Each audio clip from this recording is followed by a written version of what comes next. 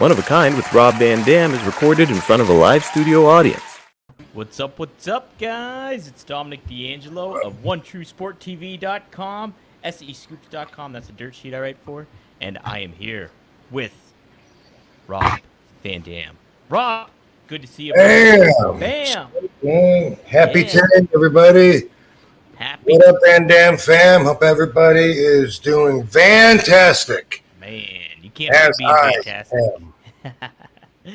You can't be. How is it in Vegas right now? Is it hot as balls or is it Yeah. not too bad?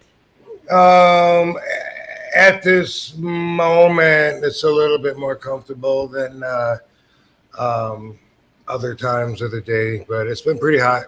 It's not as hot as your jacuzzi? When it was?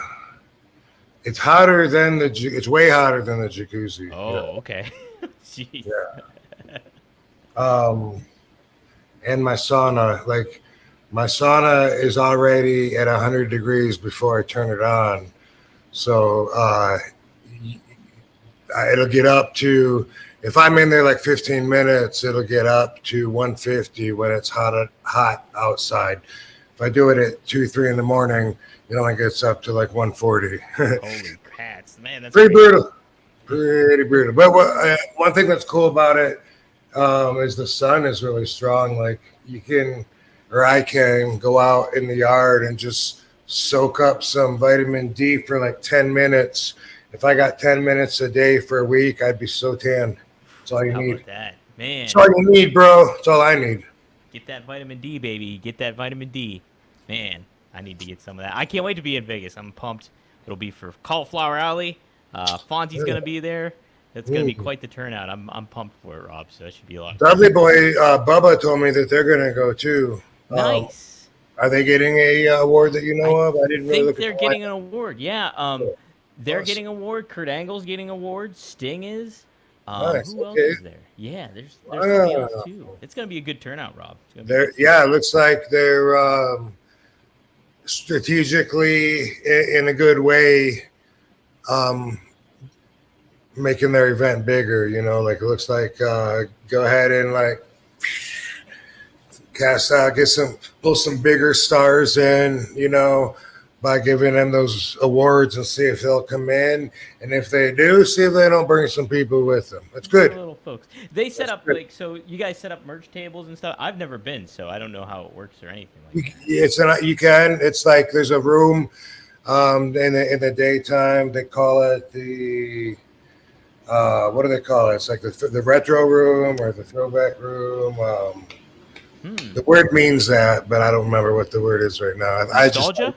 Yeah, that's what they call it. Oh. But anyway, yeah, you might see a glow girl there sitting at a table signing, and that's something. Me and Fonzie did that before.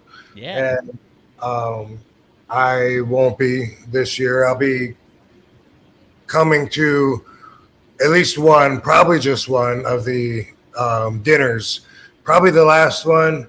But I don't think they used to do the award dinners on 2 nights. I don't know how long they've been doing that, but you know, that has some interest to it. If I'm home and available anyway, then maybe I'll hit a couple nights. I think it's a 3-night event, and I believe Bubba said he's going to be there like on a Tuesday and Thursday, and I don't know. Maybe there's an event Wednesday that brings them in. Who knows? Who knows? Should be fun though. I'm excited. I love Vegas, and it's adds up all the more when there's wrestling stuff going on. So I'm pumped for it. We got some good folks in the chat. Triple E is in here. He's always a faithful listener in here. We have Honest Dave. Dave, how honest are you? He says, finished the RVD Elite Collector today. He's time to start looking for Jack. So he collects your figures, Rob. So good stuff there. Nice, dude. Yeah. Yep. Me too. And I signed some of that new figure, that Walmart exclusive that is out, but I don't know when they're going to send it to me. Yeah. I don't have one yet. And they had it for sale at the con that I was at this weekend. Someone said they had it at one of the spots for $50, and I was Yeah, like, I sent you I showed you the picture. It was me. I took the picture and I was like, "You're the someone." Yeah, I was You're the someone. someone? I was the someone. I was like, I'll get it for you if you want. You're like, they'll send me some. We'll try to stand out more in my future stories. Okay, you got it. Duly noted.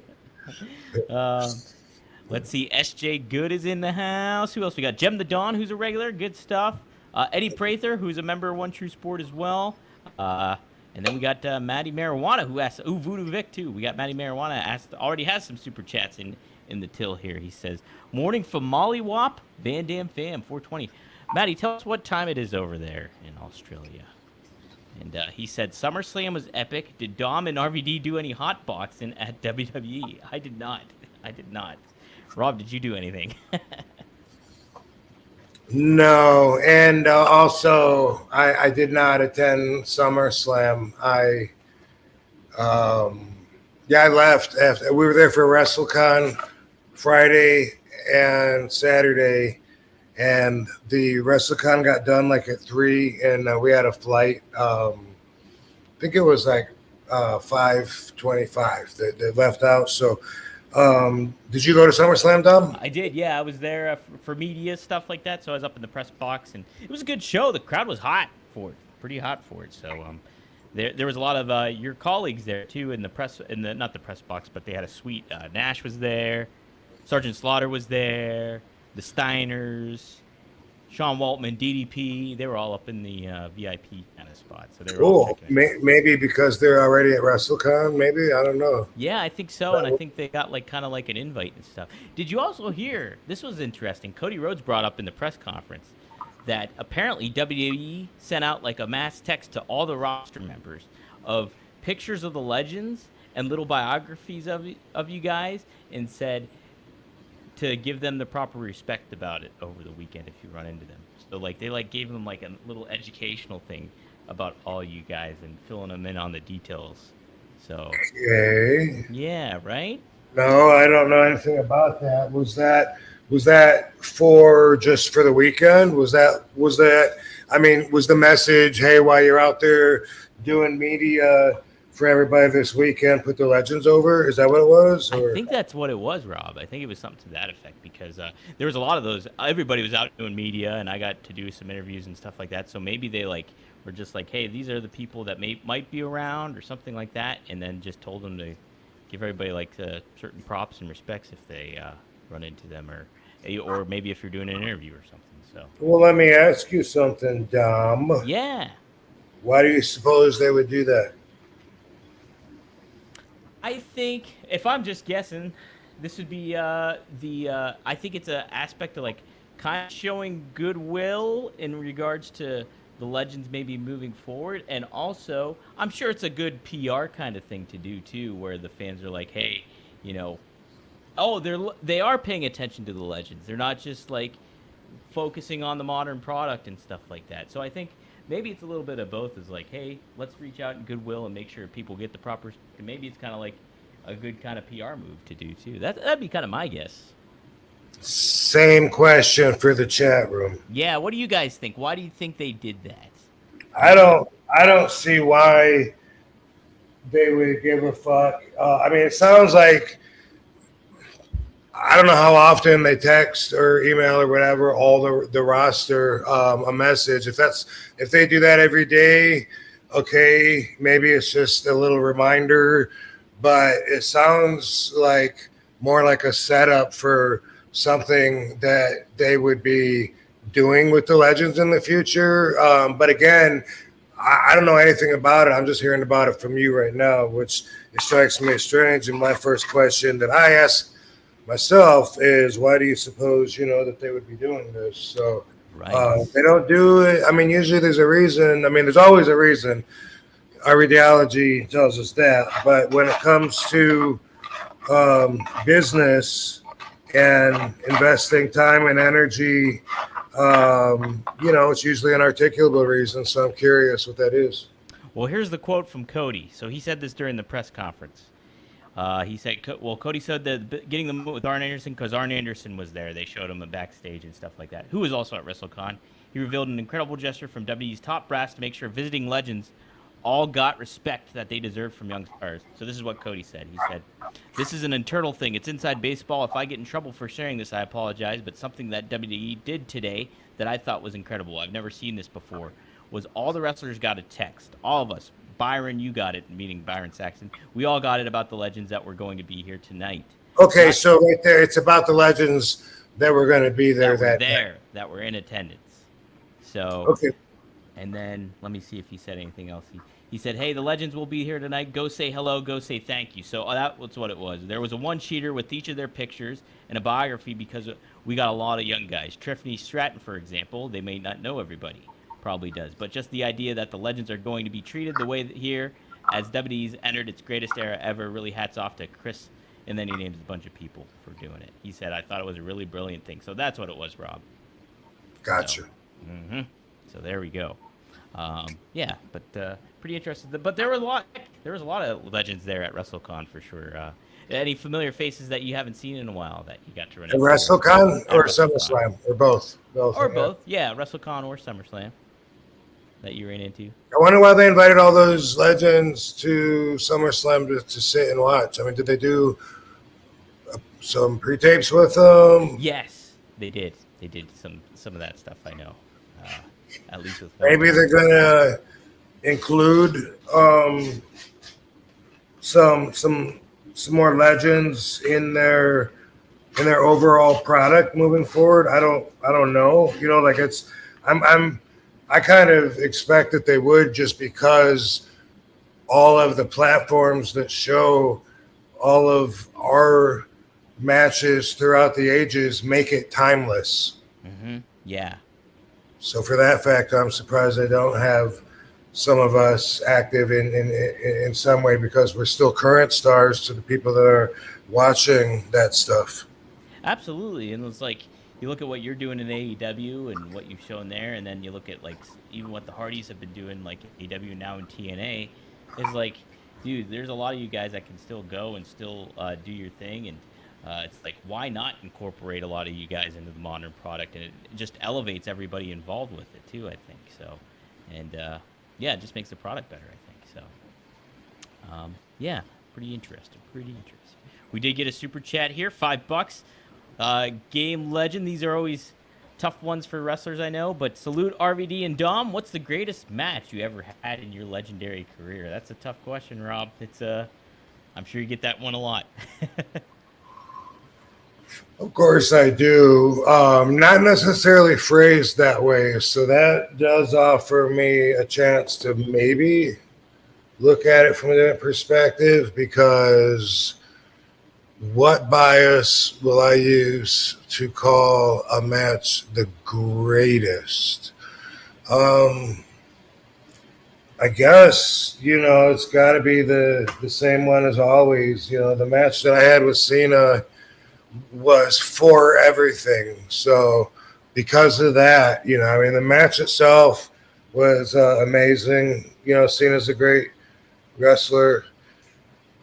For me, it was amazing. I thought that by any fan standards, most people would agree, great match. But also, everything was on the line. I was fighting for my whole career of sticking to the hardcore, extreme style that wasn't mainstream, by hanging in there and believing not only that was the best environment to showcase my talents, but also that giving that enough energy to blow that up, I thought enough fans would agree, even if it was on that car crash appeal where you can't look away. I thought enough fans would agree, if they got the chance to see and compare, that they would say, wow, this is cool wrestling. I know wrestling could be cool like this. And that's what I was fighting for at ECW One Night Stand. And I was fighting against everything that was being shoved down the throat of the average wrestling fan at the time, and everything that basically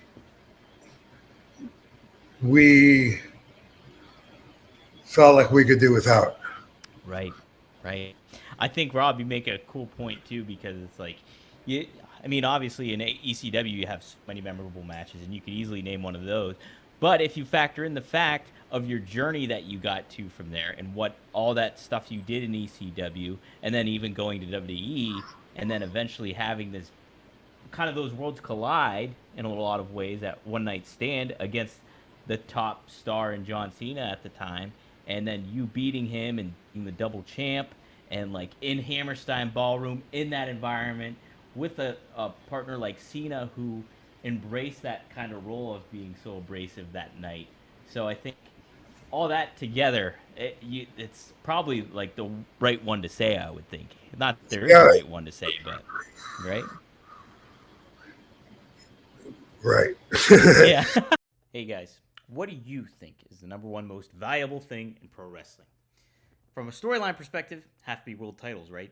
That's what the whole purpose of pro wrestling is. Winning those championships, being the world champion, everything like that. But you peel back the curtain, there's a little bit more to it. Making money, obviously, is number one. TV time is number one. And, hey, getting that creativity over is pretty valuable, too. All those combined really define what makes pro wrestling great. But what is the number two most valuable thing in life? I would say time. Time is valuable. I spend a lot of time up in the noggin. I think a lot of us do. And you know what? One thing I don't have to worry about is worrying how I smell. And that's because we at One of a Kind with RVD have Mando.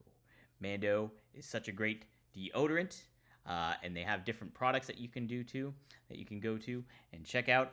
This is the Mount Fuji 72-hour strength. And boy, does it work. And you know what? The thing I really like about it too, I actually went out yesterday and applied it.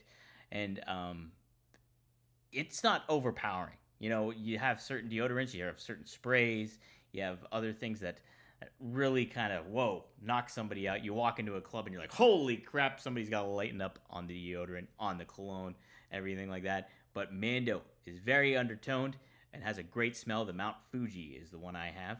And I also have the body wash, but they also have deodorant wipes, and they also have a cream that you can do too.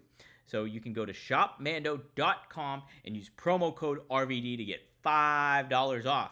Like a 5-star frog splash, $5 off, which is like 40% off your complete order. So get that free shipping. Go to shopmando.com, use promo code RVD. Smell great. You ever see Kevin Kline on A Fish Called Wanda? That's what he used to do. You'll be doing that too when you use Mando. So go to shopmando.com, use promo code RVD, get $5 off your first order. All right, guys, smell good. Yeah, no, I was just gonna say, you know, when you really think about how that match fits into my story of my big picture, you know, back in the day,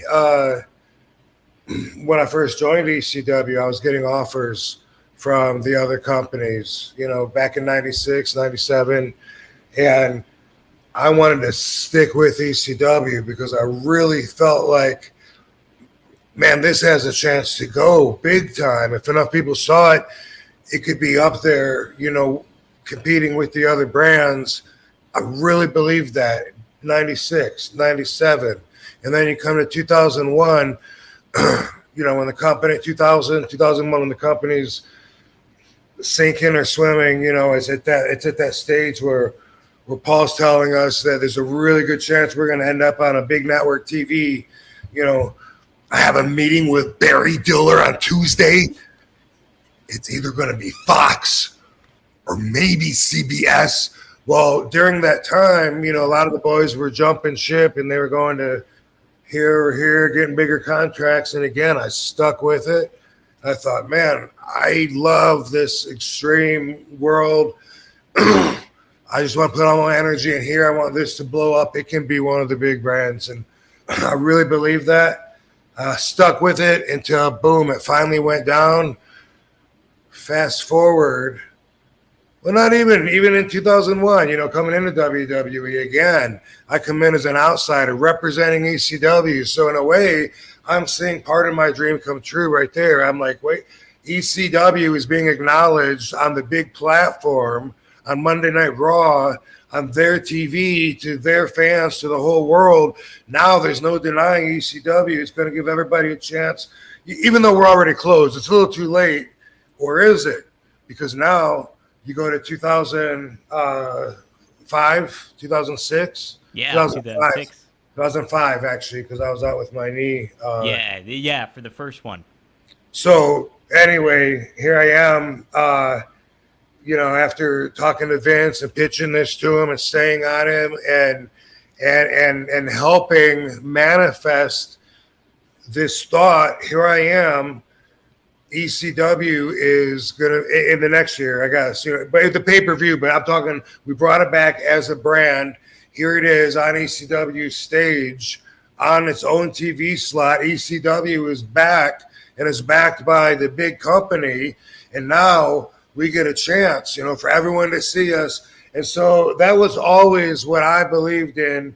And there was some flaws in that thinking, and there was also it left a lot of room for expectations on my part, which is against the rules of RVDology. You have no expectations, or at least as little as possible. Mm-hmm.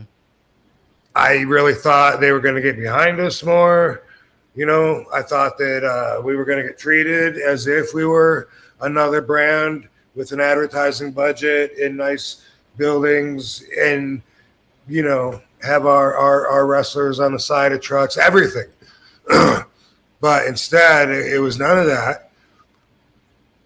And all of that manifested in that match that I had with John Cena at One Night Stand. That's what that was all about. It's me saying, bro, when I'm ECW, you can't stop me. Nothing can stop me. That is my life force. And here we are. It wouldn't die. I wouldn't let it die. You kept trying to snuff it out. Wasn't working because bam, here we are. And it's ECW. And I'm going up against the number one WWE guy, the champion that's beating everybody, all the biggest stars, all the top names.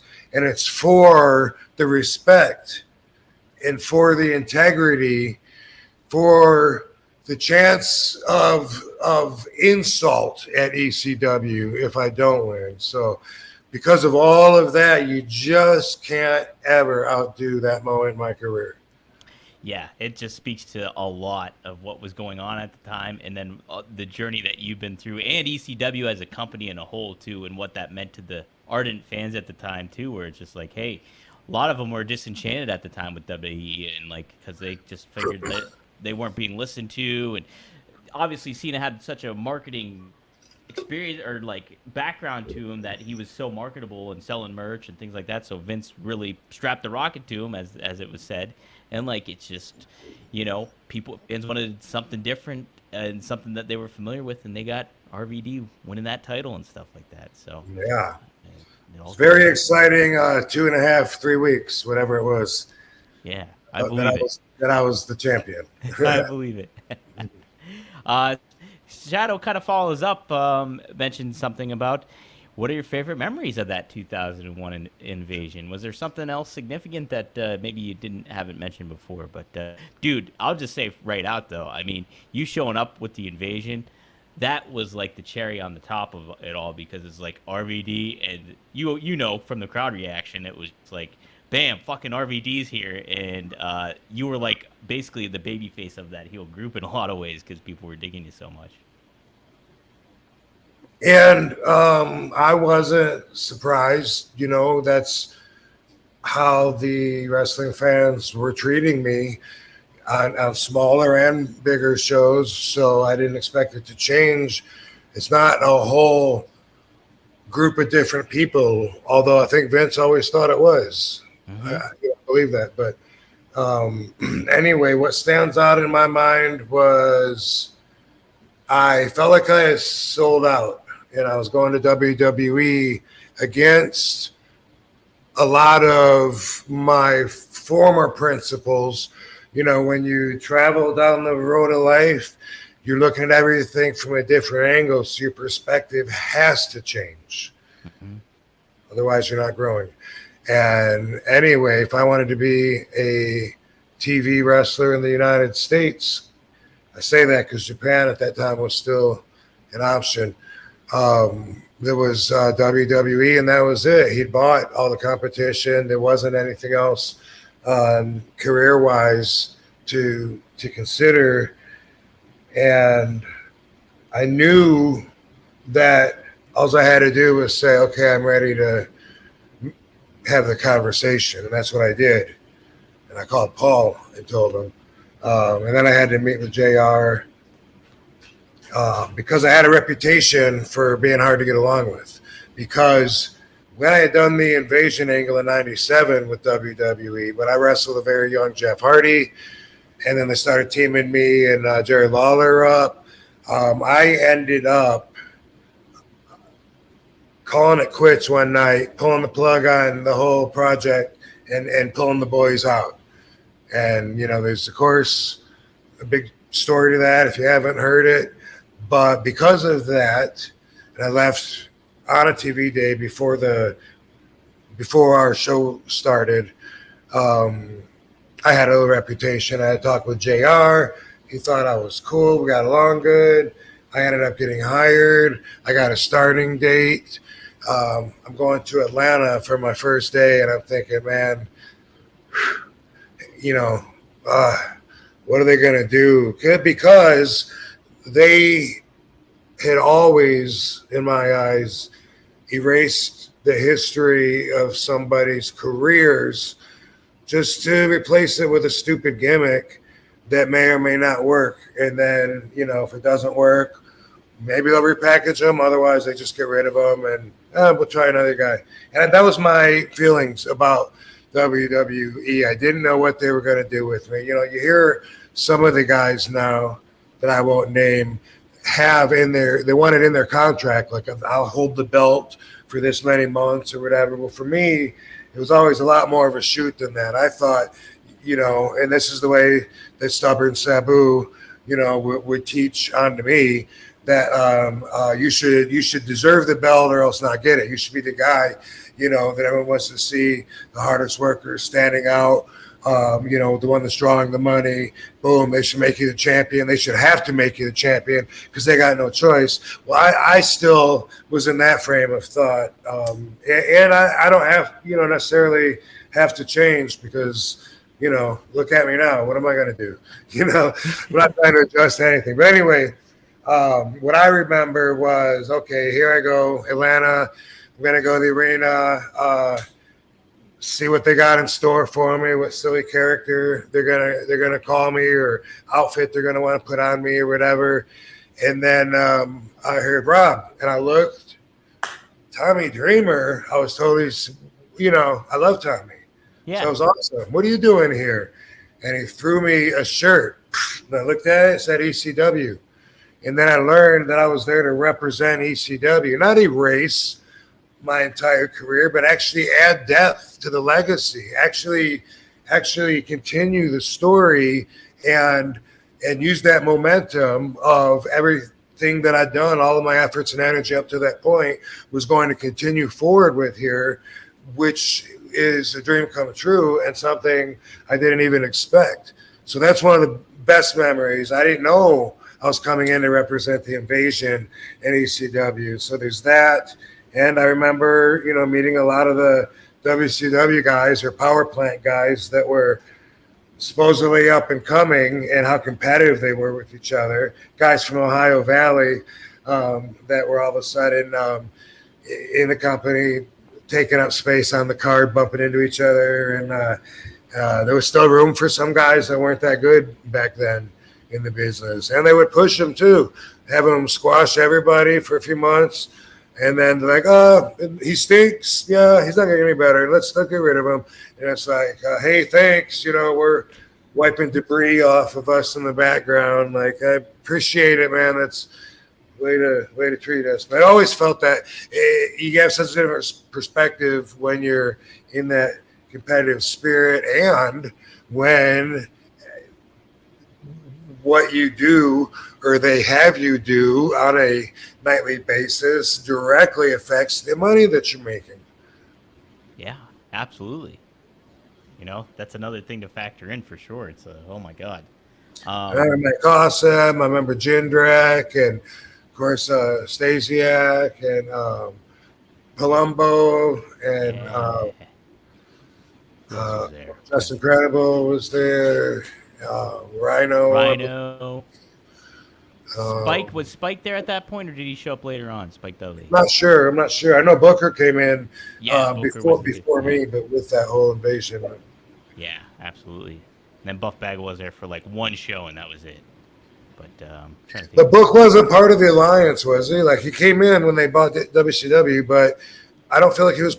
He part was. of the alliance. Oh, he was. Yeah, he was part of it. Oh. Yeah, from what I remember. Yeah, he was, because he was the champ, and then he was positioned kind of almost in a heel role, I think, with that. And then like obviously when Stone Cold turned heel and joined the alliance and all that stuff was going on too. Hey, speaking of though, we were talking last week about Mike Awesome, and somebody was like, "Hey, do you remember the confrontation you had?" And it didn't jog your memory really, but then I saw on social media it got posted, and what a fucking cool moment that was between you and Mike Awesome in ECW. It was like that crowd was going nuts, and Awesome was cutting this promo saying like, "Man, that makes me the whole fucking show," and saying, and the crowd is just like going back at him and all this. He's telling people to shut the fuck up. I think he told Paul to shut up, and then you came out. The crowd was going nuts, and you had a great line too, and I'm sure you used it before, but you're like, "Man, I got a lot of time to burn. Why don't we do this right fucking now?"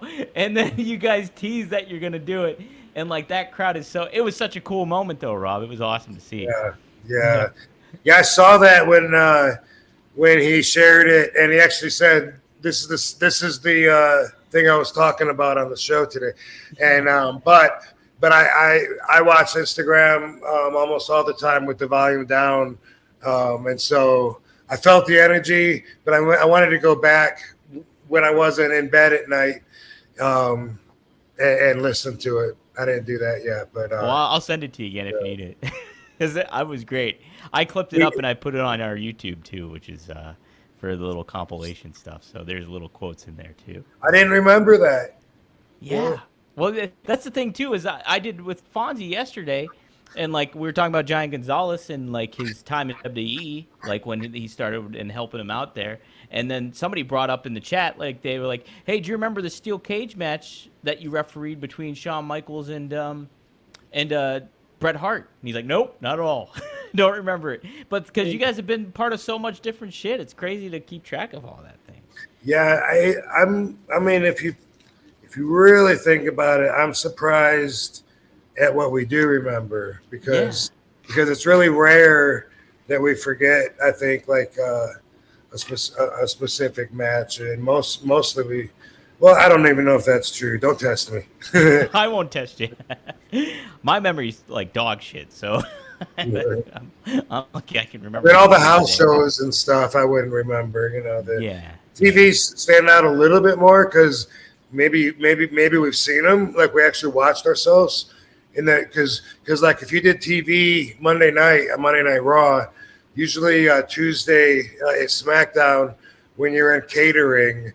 They're watching Monday Night Raw on there, and so either you'll eventually get to your shit, or you can ask, hey, is anybody watch? Do you mind if I watch my match? And you fast forward to it and shit, and that's something that happens a lot. So even if we didn't keep up with the whole show, we would a lot of times.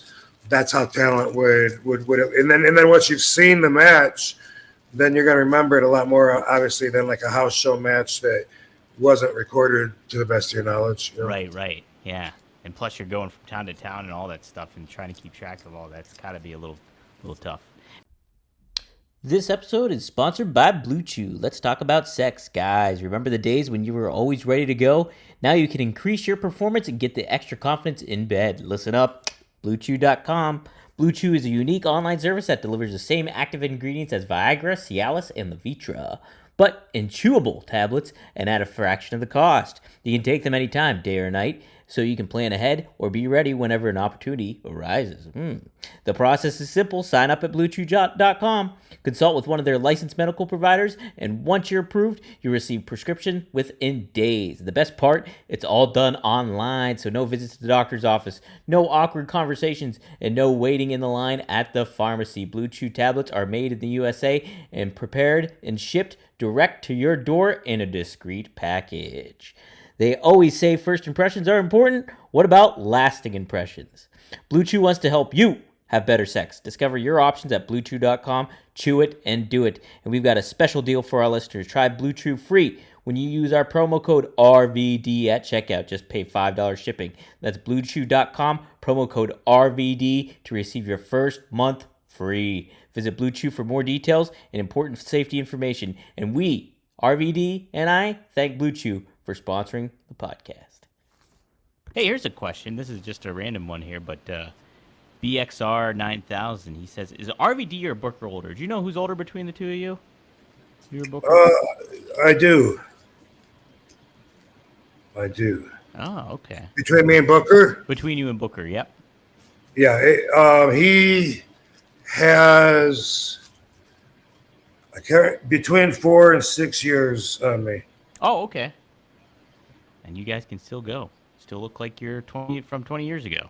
Well, I mean, I can. Shoot. Man, you know what? Ever since we had that conversation and I explained how I used to say see ya, and that was our sound off, me and my friends. See ya! I since that a few weeks ago, I've caught myself saying that. Like I didn't realize I still do that, but there's certain people that I talk to that I feel like are in that, if you know, kind of circle. And I don't even notice until after I hang up. I go, damn, I did it again. I do that with him too. So it's funny. A couple people don't know what I was saying. So they shoot. Yeah. There's a couple other people too. And it's like my friend James in LA, he says something like, I don't know if he says shoot. I think he says shoot. Booker said scoop. Was Booker scoop or I think it was it Shoop? Shoop. I titled the episode after that too when you were talking about it. It's like Shoop or see you later. That's what the title of the episode was.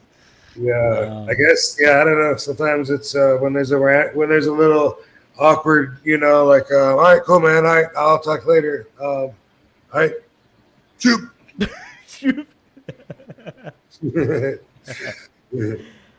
Shout out to Liam Evans, who's a One Tree Sport member. He's a member for 2 months now. It's already been 2 months since becoming a One Tree Sport traveling champ. Shout out to you, Dom, the One Tree Sport workhorse. Well, thanks, Liam. I appreciate that. Appreciate your patronage.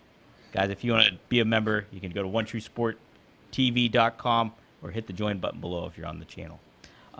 Here's a cool question. I missed that comment, by the way.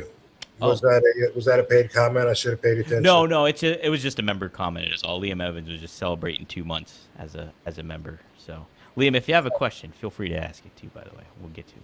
Booker is almost 6 years older than me. Oh wow, okay. Yeah, he was born in March of '65. March of '65. And myself, December of 70. 70. Oh, see? Yeah, geez. For some reason I was thinking you were 72. Yeah, so to me, by the way, and this is what I've always told Katie, that's a generation in wrestling for me, is about 6 years, because I've always felt like about every 6 years, it's almost like there's another class of wrestlers. It seems like that are of that age. So there's like a bunch of guys I know that are like 6 years, 5 to 6 years older than me, and Booker T is Sabu is in that area as well. And like there's a lot of those guys that we're about the same age, but really they got that much more experience on me, which would make a lot of difference at a certain point in your career and in your life. But there's a bunch of guys that are about in that age group, and then here with me is Big Show, I think Goldust, Jericho. The Hardys, right? Would they count? Yeah, they might be. Yeah, maybe they're a couple years younger. I don't know. Yeah, a But yeah, couple years. They're a couple years actually. Um, so would you quantify a generation more so based off of experience or age then? Like in wrestling, in terms of wrestling, like because you and Nash, I remember you telling the story about Vader and you and Nash wrestling in WCW, and then like you were saying we were both pretty green at that point. But like, so would he be a part of the same generation? Would you consider him a generation before you since he's older? Or how would you well, say that way? yeah. I mean, it really just depends on the conversation and the perspective that you're taking. You know, if you're talking about a generation of wrestlers that broke in, you know, around the same time, then yeah, that would be different than actual age. But you know, for the purpose of like what we were talking about, I was just talking about age. You know, Okay, like you were just talting about age, then. Yeah. yeah, they're right there where there's like Booker and Sabu, and I feel like DDP might be there, but actually DDP might even be a little bit up there. Actually, He a little is. more than 6 years. Yeah, because he was started when he was 35 years old. When he started wrestling. Yeah, yeah. But So we're all over the place, though. yeah, yeah. Liam Evans does chime in. He says, "Shoot for 2 pounds." Thanks, Nice. Liam. Yeah. Make sure you say it with your gut. With your gut. Yeah, you gotta get the diaphragm up there. Yeah, that's what it was. That's it. Oh, here we go. Matty Ice asks a question for $2. Does Rob ever get reflux, stomach acid, or anything like that? Do you get reflux, acid reflux, Rob? No, I don't. I typically don't eat anything for quite a while when I get up, and recently, I try and drink water. Wake up and then drink water. Usually, I go like about 12 hours without eating, you know, and then I'll eat for 12 hours. But in the morning, if I wake up really hungry and I don't feed myself and instead end up like drinking coffee and maybe trying to smoke a doob, I did that a couple days in a row this week where it made me feel kind of nauseous, but it was just something random. It was like a stomach acidy kind of thing. Totally knew exactly what it was from though. And so like it happened like 2 days in a row. So today I said, you know, if it's been that long since I've eaten, you know, maybe I'll go ahead and put a little protein powder in there before I start drinking coffee. And I did that today and had no problem. Hey, there you go. Generally, I don't have that issue. Yeah. I know some people really suffer from that, and it's really difficult. I knock on wood, that hasn't happened to me too much. So, let me see. Same, just digestive issues at all. You know, like irritable bowel syndrome. You know, whatever. Certain people are lactose intolerant. There's all kinds of allergic to peanuts, but don't start that conversation. But did I tell you that? Well, anyway. When you were on the plane, the whole plane story? Yeah. Yeah. I did tell you that. Yeah, about somebody else. They're like, okay, well, let's quarantine everybody, whatever it might have been. He's overly considerate to tell everybody on the airplane to avoid eating peanuts because there's one passenger. But I don't know though. I mean, maybe they die from it. In which case, you know, I guess it's worth asking everyone. If you don't mind, like, don't kill this guy. But if it's like he's gonna have a little rash and itch, it's like, well, dude, you're flying. Don't you have some fucking medicine you could take before you get on the airplane in case someone's eating peanuts? Right. If there's a fucking cat on the plane or something, somebody's gonna get watery eyes or something, maybe. I don't want that guy to be a basic thinker that's allergic to peanuts and go around and tell everybody that if you eat peanuts, this is what's going to happen to you. I know because I ate peanuts and it happened to me. Because that's one of my issues that I have with basic thinkers that I'm always struggling to get past when I have these little debates on social media or whatever. They don't understand that what happens to you isn't necessarily what happens to everybody because we're all so different. I mean, we look different on the outside. Imagine the inside, and we all react to everything different. And so people that are just completely in defiant of that, just defiance. They're like proudly ignorant, and so I use that as an example. Sometimes I use the peanut allergy dude because it's like that's kind of rare, like not everyone, myself included. I can eat peanuts right now. I can like pour them all over my head, and I'll do it if you need me to. I want to see it, Rob. I don't believe you. I don't believe you're not allergic to peanuts. I dare you to do it. I'll be fine. Will you? Yes. Yo, Rob, we're going to take a quick time out just to say that this week's episode of One of a Kind with RVD is presented by Get Blitzed. Get Blitzed Lit Aid Nano-Infused THC Syrup is a premium cannabis-infused syrup formulated with nanotechnology for fast-acting effects. And that advanced nanotechnology formulation allows for quicker onset and enhanced potency compared to regular THC syrup. It's Delta-9 and legal in all 50 states, every single one. And you have several syrups to choose from Blue Raz to key lime pie to pina colada to tiger's blood to cherry to grape. Just head to get-blitz.com, use promo code RVD, and get 15% off your whole order. Could be a bottle, could be a bundle, your choice. But yes, head to get-blitz.com, use promo code RVD, and it is by Mickey Ray Sinatra and Courtney. Take a look. Head to get-blitz.com, promo code RVD, get 15% off. It's one of a kind, baby. Honest Dave, this is okay. So here's a cool little thing. I want to get your insight, your thoughts on this as a wrestler. Abdul Salami says, "I love all the video games that had RVD in it. This guy is awesome, bro." And so it's kind of made me think about it. And we were just talking about your action figures too. What is it more rewarding, to be in a video game or to have an action figure?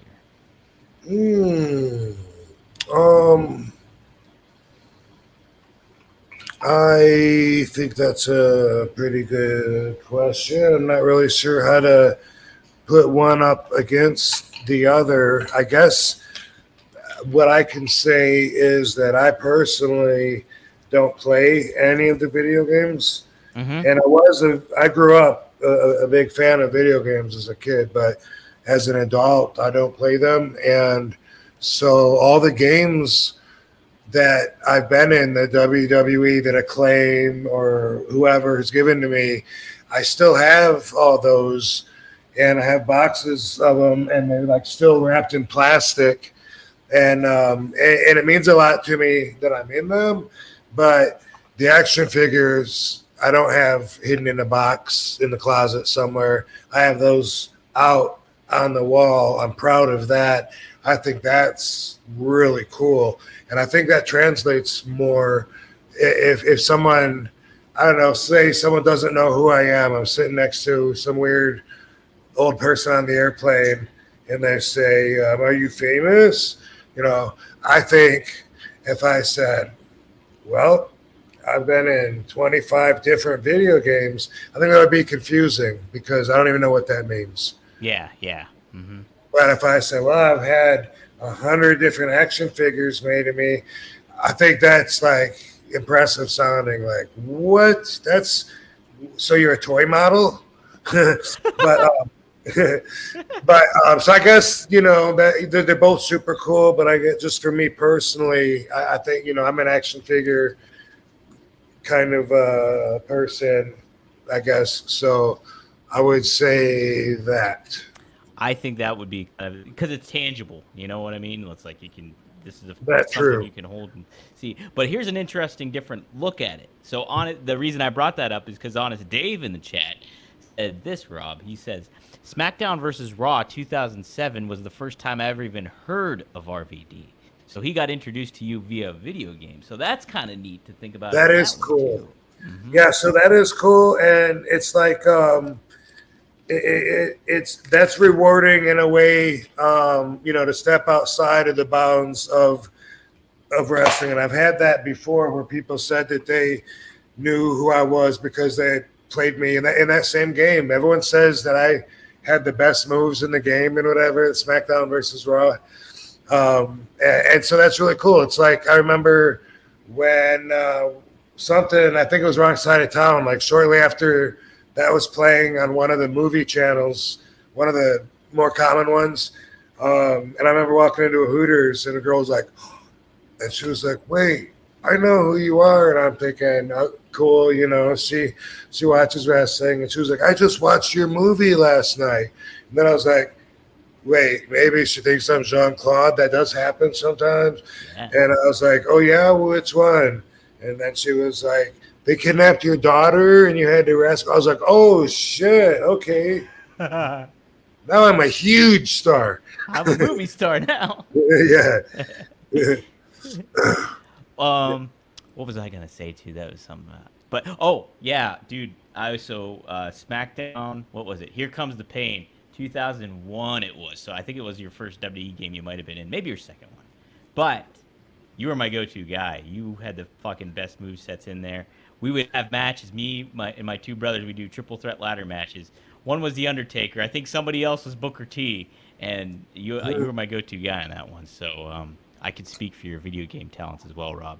Well, that's awesome. One other thing that's worth mentioning on that would help shape my perspective on that question is that the first video game that I was in was a game where they just totally ripped me off. Yeah, Fire Pro. Yes, sir. What was your name on that? Do you remember? No, because it was Japanese. The one that I saw, I don't know, but Yeah. it was, yeah, it was me, and I was doing the thing I do. I remember that. I remember that. Yeah. Side to side. You're like dancing around. That was like your fighting. But I mean, because of that too, you know, I mean, it's like, oh, cool, I'm in a video game. Well, you know, it's based on me. You know, it's not really me, or you know what I mean. So that kind of right off the bat. It was like Dollar General, like an action figure. If they made you a Dollar General, right? It's like the RVD action figure with the centipede and the chainsaw. That's it. So yeah, right off the bat, that also would kind of tarnish my perspective of being in video games and having that be, you know, as cool as action figures. Did they rip Sabu off in that game too? You remember? Oh yeah. Yeah, did they? Mm-hmm. Everybody. Yeah, I remember that game. That was a game I had to download on my computer and like try to play it, and I was awful at it. But I remember being like, I think I remember seeing fake RVD in that game actually. So Yeah, and everybody. Yeah. Bam Bam Bigelow, like all the WWE guys. Yeah, Chris that's right. All the Americans that wrestled in Japan were on it. Yeah. I remember spending hours like making guys too if they didn't have them on there.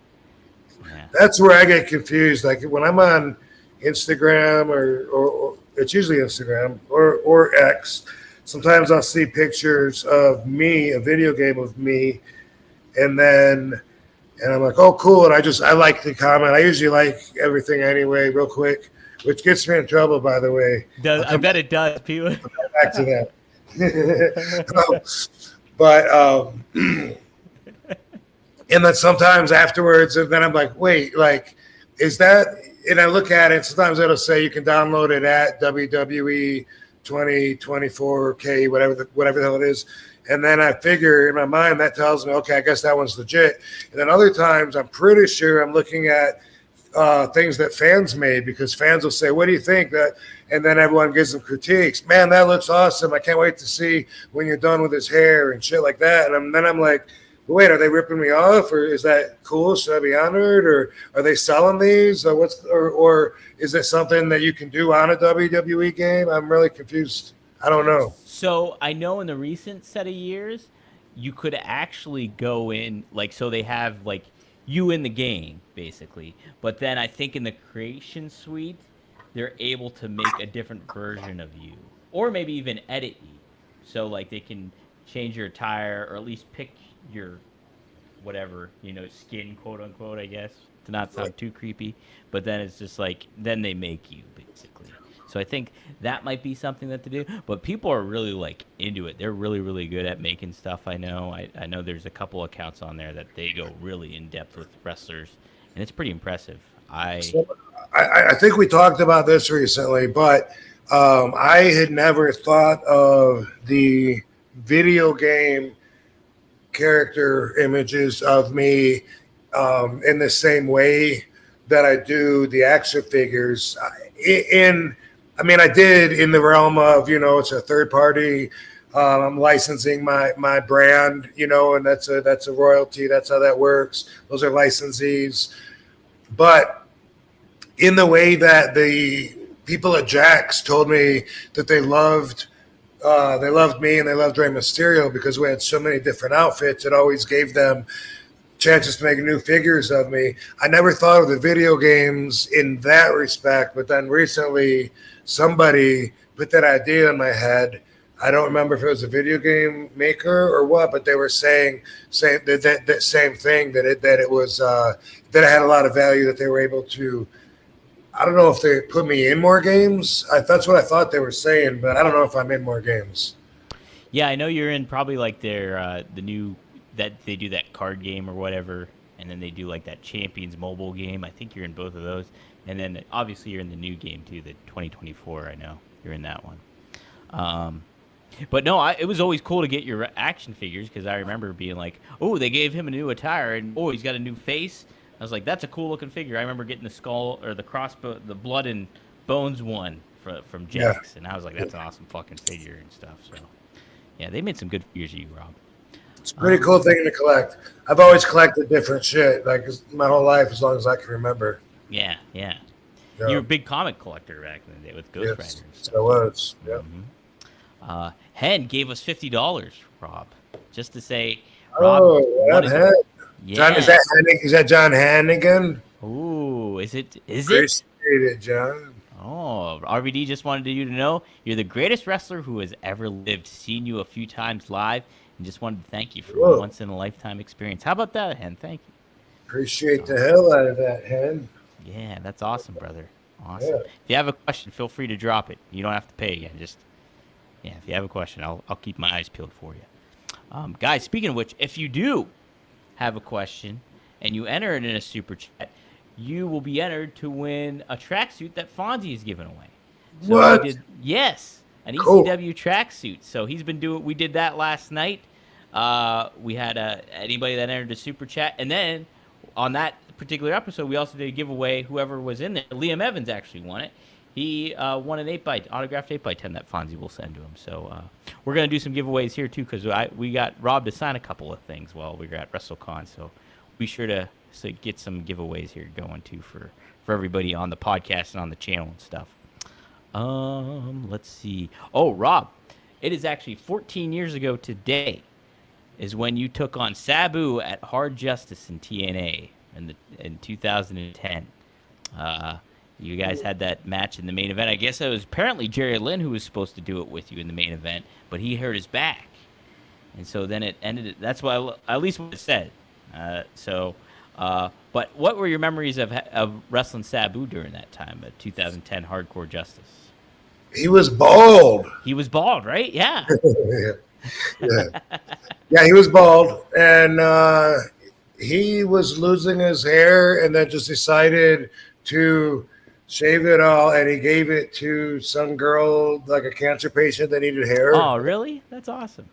Yeah, I think it was a girl, like a kid. I always thought that was really cool. Like, he's got a way bigger heart than anybody that doesn't personally know him would ever find out, because he's just in real life, the real person. He's overly generous to a flaw. Having said that, I loved the match. I thought, that I was, I felt physically like, that was at the time of my career where it felt good being me, just dancing around the ring and just fucking, bam, here I am, just showing off, and people are loving me for it. And I'm loving it. And I love working hard, and I think I remember feeling after that match, I felt like I I would put that up against any of the other ECW matches that I had. That's how I felt as the quality of the match. It wasn't the ECW arena. We had some classics back in the day for sure that were groundbreaking, but I remember that's how I felt at the end of it. I felt like, boom, just like with my Jerry Lynn matches, I felt like, people want to know specifically about the difference between guilty as charged and hardcore heaven. And what I can't tell you that. I don't know, but I remember several times at the end of the match saying, bam, that certainly didn't bring the standards down none. That was just as good as we always do. That's what I come to that's what I would expect, except for I don't have expectations. Yes, that's right. It's good not to have expectations. RVDology. Guys, if you haven't checked it out yet, too, be sure to check out. I compilated a few of the RVDologies for this past week's episode because since Rob and I were in Cleveland, so there's some good ones there going on. We have Rob talking the story about your story about Scott Norton on there. We have you talking about regret, which was a good one, really, really good one. And then a couple other ones. Don't Take It Personally was another one I included on that one. So be sure to check those out and get your vibe for RVDology because it's a great thing that Rob does on here. So nice. I always think every week that I'm going to film some new ones, but sometimes changes happen at their own speed. Yeah, that's it. That's it. Toronto 95 calls me Cringe D'Angelo. Thanks. And he says RVDology is lit though. So hey, good to hear though. It is, I do love the feedback that I get from it when people tell me that I've helped them out with their personal lives, because obviously that is the goal. I'm sharing. First off, I on those, I always share stories that no one has ever heard of. Like you just said. Who knows anything about a Scott Norton RVD story? Nobody, unless they saw this. But and that was an RVDology on the. So you did some on here, or were they all from the episodes? All from these episodes. So I went back and just picked them up. They were closer to the most recent ones that you've done. But yeah, it's kind of what I want to do is I want to go back and get them all. And just put them all up on the channel and stuff, like separate in their own entity. Yeah, like I have a playlist at The Real RVD on YouTube of the standalone RVDology episodes that I started doing before we had the podcast. And I always plan on continuing to do them. I just, contenting hasn't been part of my regular routine. And so I squeezed it in. And it's always like right now I got 2 cameos that I got to do before they expire. One kid's birthday is tomorrow, so I got to make sure and get it. It's been in the box there for 3 or 4 days. I got to get to it. I'm going to do it today, and then I got to do another video for the guy that did that weird game show with celebrities. Tell him congratulations on his 200th episode, Avi. Congratulations, dude. And then I'm going to go back on that again because I won going to the next round. And then if I think about it, I'm sure I owe at least one other video. But I always think someday I'm going to have just like a routine where it'll be part of my day. I'll just get up, get my workout done with, chill, get contenting done. But I've been thinking that and fooling myself for like 30 years. And I continue to do it because I know I can do it, man. I know I can do it. You can do it. I believe. And I believe someday my priorities will change enough to where I will do it. And I'm that close, and I've always been that close. That's why it's so easy to feel. Hey, but optimism is great. Even if, it just puts you in the right mindset. And it does. It helps you. I always like being optimistic more than pessimistic. Hey, here's some cool super chats. Here's a good one, Rob. Frankie Tezurio, thanks for the $2. He says, was Bob involved in the Kennedy assassination? What do you think, Rob? I wasn't there, believe it or not. No?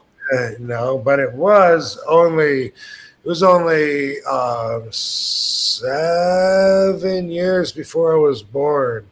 So that was like, when I grew up, that was still like a real big thing that they would talk about.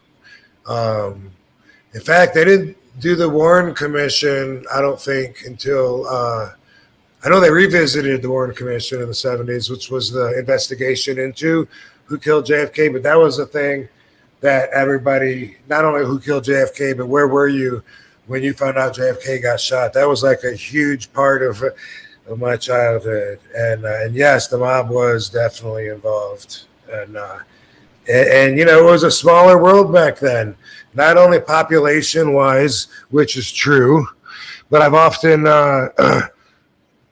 reminded my Van Dam fam that, like, when I was a kid, we only got 3 channels. If there's anybody near my age, they know what I'm talking about. That's all we got on our TV. There was NBC, CBS, ABC. And then eventually Fox came along, and it was like, it was because of that, it was a lot smaller of a clique of famous people, you know, mobsters and movie stars hung out together. And so did politicians, and so did all entertainers. Like, they all were street people, so they all would see each other. Which, by the way, wrestlers are street people too. Now, when I'm not on the road and I'm home, I don't go out a whole lot. I'm mostly just home. A lot of wrestlers can't do that because, you know, they're for the streets. And I find a lot of people in general are one or the other.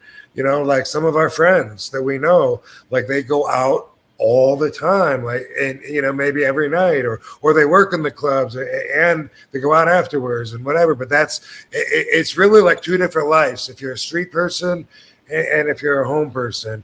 And the street people, like, not only do they see each other in environments, possibility that they know each other, and also they see things and hear things, you know, that are going on in the street life. And that's one of the things that's amazing too, is to think how, like, way back in the day, man, like, there was a mobster that the Gambinos wanted to whack, and he heard about it. Actually, I'm sorry, it was the Lucchese's, because it was it was little El Diarco's son that actually whacked him. But this guy was going to get whacked just because they were whacking everybody, saying everyone's a snitch left and right, when it was Vicamuso and Philip Castle. When they were running the Lucchese family, they were whacking everybody left and right, just killing everybody. And this guy got wind of it. They were going to whack him, and he went to California. And, man, they found the guy in L.A., and he pulled into his parking garage where he lives, and boom, gets killed there. I always thought, man, that's so impressive that, like, the street people can put their ear to the ground, you know, like Indians, and actually hear what's going on in a network of energy that seems to be distanceless. You know, same thing happened to Joe Barbosa with the Patriarca family. He went to San Francisco, and he was a rat. He flipped. He was in the witness protection program, but he was out in San Francisco still killing people, allegedly, while he's in the witness protection program. And anyway, they found him and killed him out there. Bam! And that's from, you know, the New England area, Massachusetts, Providence, you know, way out to San Francisco. And it's just always amazed me that, like, if you live on the streets and that's what you're about, then you're connected to all the streets. Seems like. Oh, I can't hear you anymore, dude. You muted. Don't be shy. Don't be shy. The mob definitely killed JFK, and the CIA was involved. Can you hear me now, Rob? Yes. Okay. Yes. Good. There's so much evidence. You know, I can't say that I saw, you know, what happened, but, you know, Lee Harvey Oswald, as far as him being a patsy, you know, come on. Of course he was. They killed him immediately afterwards in the police station. And by the way, it's a fact that Jack Ruby, who killed Lee Harvey Oswald, also was a mobster. I mean, that's a fact. If you look it up, I don't believe in coincidences. You know what I mean? Like, they had to silence Oswald because of what he knew. And if you ever watch documentaries or whatever, it's crazy how like right away they switched. They lost JFK's brain, but right away they switched the doctor's report because they had a bullet coming from the front. And they didn't go with their story. They needed it to come from the back. There's so much shit. But yeah, the mob guys, Jeff Conte, and hey, my weed guy's here, so I gotta go grab it. You can go grab it. I'll just do some plugging. We're fine.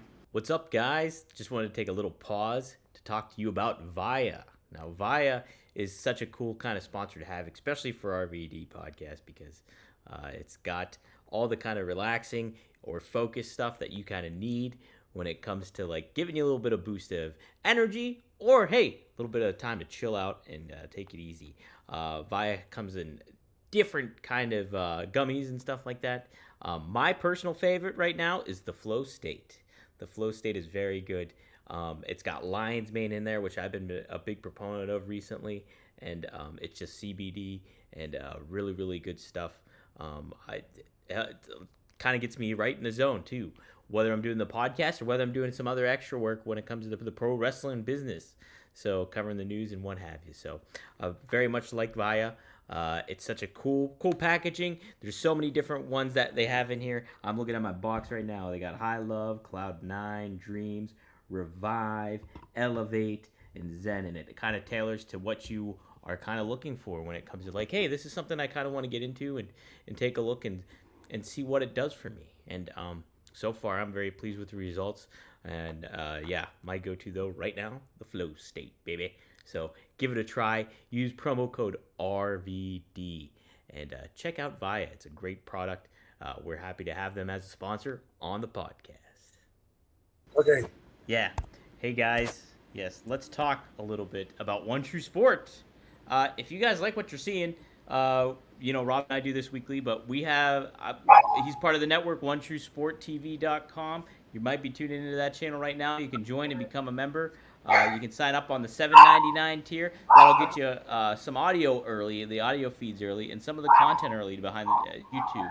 We also have the $24.99. That gets you a bonus episode each month, and you get a yearly merch, I believe, with that one. And yeah, we get extra added content that comes with that too. So, plus I make you custom graphic, all that stuff. I got to work on all that stuff. I got to remind myself. And then we have a top tier, the $39.99. You get to join in live Q&As. Well, last month we had Greg Gagne talking to interact with fans and asking questions, and you get to ask him in a Zoom call one-on-one. You get your questions with them. So there's plenty of different stuff that we do, and then you get all those other stuff behind there. So take a look at the tiers, see if they intrigue you at all. Plus, you get my hotline. I do a weekly hotline too that you guys can get access to. But we got a lot of great members from Liam. We also have Eddie Prather in the chat here. Marijuana Mike is a good. Maddie is a great one too. So I appreciate everybody tuning in. And then we have all our regulars tuning in. We always appreciate all that stuff. Hey, let's talk too about Get Blitzed. This episode is always presented by Get Blitzed. It's a THC Get Lit A Delta 9, and it's legal in all 50 states. Guys, yeah, you can just go to get-blitz.com. Check out all the different flavors that they got. It's good stuff. Mickey Ray Sinatra and Courtney are a part of it. Here's the graphic here. But yeah, it's legal, like I said, legal in all 50 states. But use promo code RVD. You get 15% off. And you can get the bottles. I have the blue raspberry waiting for me. And then, but there's plenty of other flavors, from Tiger's Blood to Black Cherry to Pina Colada to Key Lime Pie, which is Kevin Nash's favorite. And yeah, up and down. It's been very popular. Like I said before, it was super popular over at WrestleMania weekend. So go to get-blitz.com. Use promo code RVD, get 15% off. We're also presented by Blue Chew. Try Blue Chew for free when you use promo code RVD. And yes, that's Blue Chew's a wrestling podcast staple, and we're happy to have them as a sponsor as well. So cool, Rob. Yeah, we'll take a couple more questions, and then I think we'll wrap it up here. If you have an RVD all, we can cover that one too, obviously. But let's see here. We have Voodoo Vic. Speaking of Blue Chew, he said, I recently became single and I have 2 months supply of Blue Chew. I think I'm going to turn heel. Yeah, There you go, Well, Voodoo. does it have a good shelf life? I believe it does. I haven't tried Blue Chew yet, but Voodoo, tell me too if you like your hat. He got the RVD hat that's up for sale there. You see in the corner there. If you scan that QR code, tell me if you like the RVD hat. I like mine. So, yeah, Rob knows how to point on the screen. I don't. There it is. Lady Nisa, thanks for the $5. She says, please talk about how someone can go from yoga to deep stretching. Are there any deep stretching fitness influences you would recommend? No, there's not. I don't know other like instructors or anybody to mention. All I know is DDP, and I know DDP has a great track record. I know he helps a lot of people, and he has some really cool programs. He was doing something where he would get up every morning.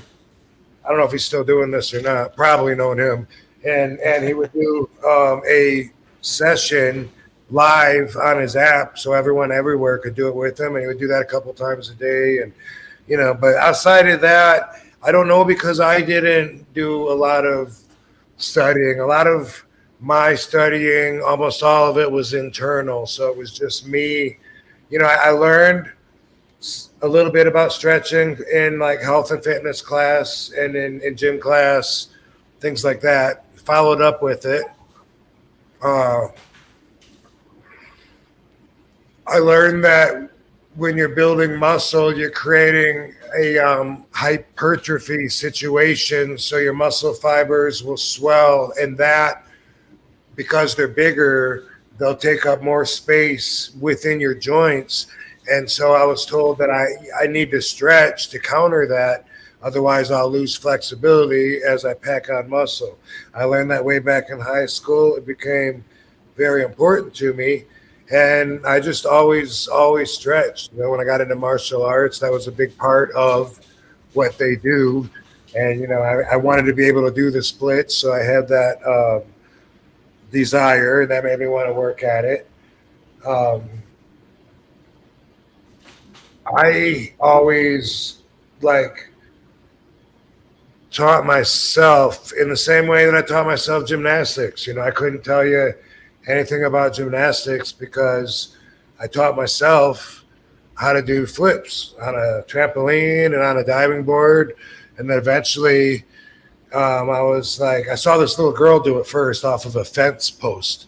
Mm-hmm. And I was like, damn, if I'm going to land feet first anyway, what's the matter if it's water or the ground? And I started doing it off everything. And me and Dan go both. But I can't talk a lot about instructions because, I was self-taught. And with stretching, it's such an inner experience. What I learned is it's all about relaxing. And if you're not relaxing, then you're not doing it right. It's not supposed. And I sweat. When I go through my whole stretch routine, I go head to toe. I don't really stretch my head, but I do pull my head and stretch my neck. It's in different angles, but in different angles. Like I do everything standing up, and then I do from a deep squatted position, and then I sit and I have all these stretches. I do everything I do to the left side, then I do it to the right afterwards. Or the other way around. I have a standing position, the deep squatted position. I have a sitting position on the ground. Then I have a laying on my back position on the ground.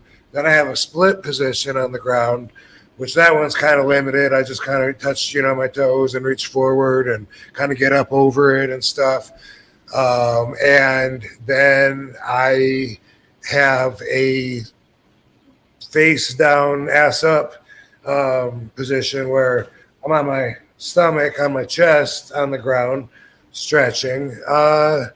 And when I go through all of that and all the stretches that I have in each position, it takes like an hour, and I am sweating afterwards.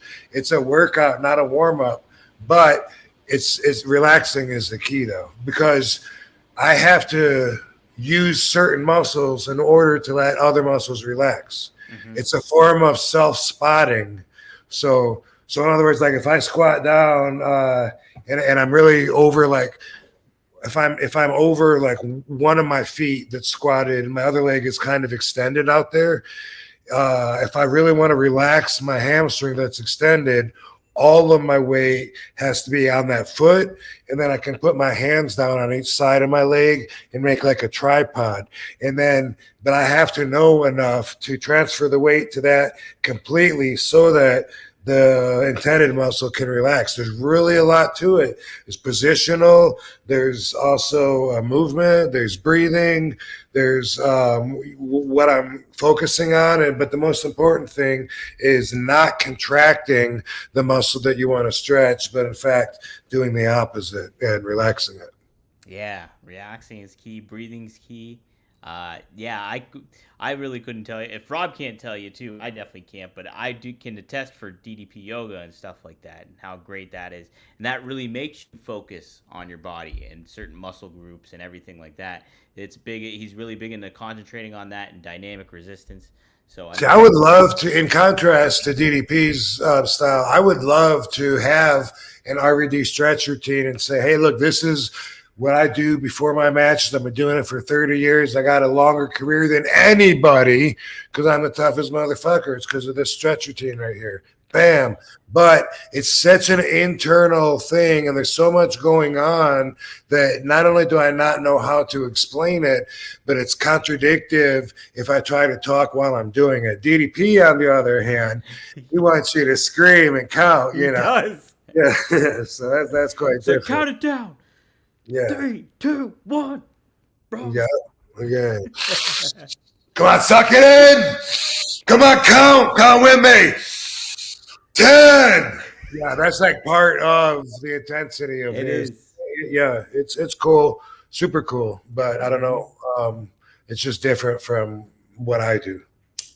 Man, yes. Different strokes for different folks. Instagram a wrestling historian. Thanks for the $2. Who did you want to drop the TNA championship to? Was there anybody in particular you'd be like, I could have dropped the title to him and that would have been cool? That's a good question. I'll be damned. I'm trying to. I mean, I think maybe there might be an answer to your question. Maybe I think I might have felt that way, but I'm not sure right now. I'm trying to think. Like, I'm trying to remember honestly, like who was on the roster. I know there was like James Storm. I think Sabu was gone towards the end. But I think AJ was around, and AJ, yep. It's really hard. Christopher Daniels, Frankie Kazarian. I'm trying to think who else was there. From the guy who did drop it too. I should have thought of his name. Should have thought of his name before I said that. Vacated. It says I think you vacated it. Is that what happened? Oh, yeah, I did that. You know what? What did I do? Get 2 titles? So it said the championship was vacated due to Rob Van Dam suffering a storyline injury. This episode aired on a tape delay on August 19th, 2010. So I didn't know it was a storyline injury. Yeah, they had like Janice like rip me open like I was filleted, like poured a bunch. Yeah. People thought I was dead. Some of them that bought it, you were like, "Oh my god, I was crying." They killed RVD. What the hell? It's a horror movie. Huh? Yeah, AJ would have been a good one. You guys like just his style, and he was still like up and coming at the time as a top TNA star. So he would have been cool. Daniel would have been neat. It's hard for me to think of like who all was there, so that's the reason it's hard to answer. But I think that maybe I might have felt, I don't know. I mean, I was working with Abyss, right? Mm-hmm. Yep. It could have went that way too. Bobby Roode, he was still kind of cutting his teeth there. He was cutting his teeth. James Storm, I love James Storm, so he would have been cool. I always thought he was really underutilized. I would have rather kept the title though. Yeah, that would have been nice, I think. Why do you have to give it up, right? You could have just gone on a Bruno San Martino run or whatever. Well, yeah, by the way, just in case people don't know what happened, I had a deal with TNA in 2010, 2011, 2012, a 3-year deal. And I was getting paid X amount for 75 matches a year. If I went over the 75 matches, then I would get paid at a per rate at that rate per match afterwards. And what happened on this particular year is we went over the 75 matches, and they were continuing to book me, and I was feeling good, and I was like, I'm just going to keep getting this money, and I'm not going to say anything, and it went on for a couple weeks, whatever. And then somebody noticed, and they said, "Oh shit, we gotta fucking take a break." What they would do is, boom, stop the contract for that year, and then we would continue again into year 2.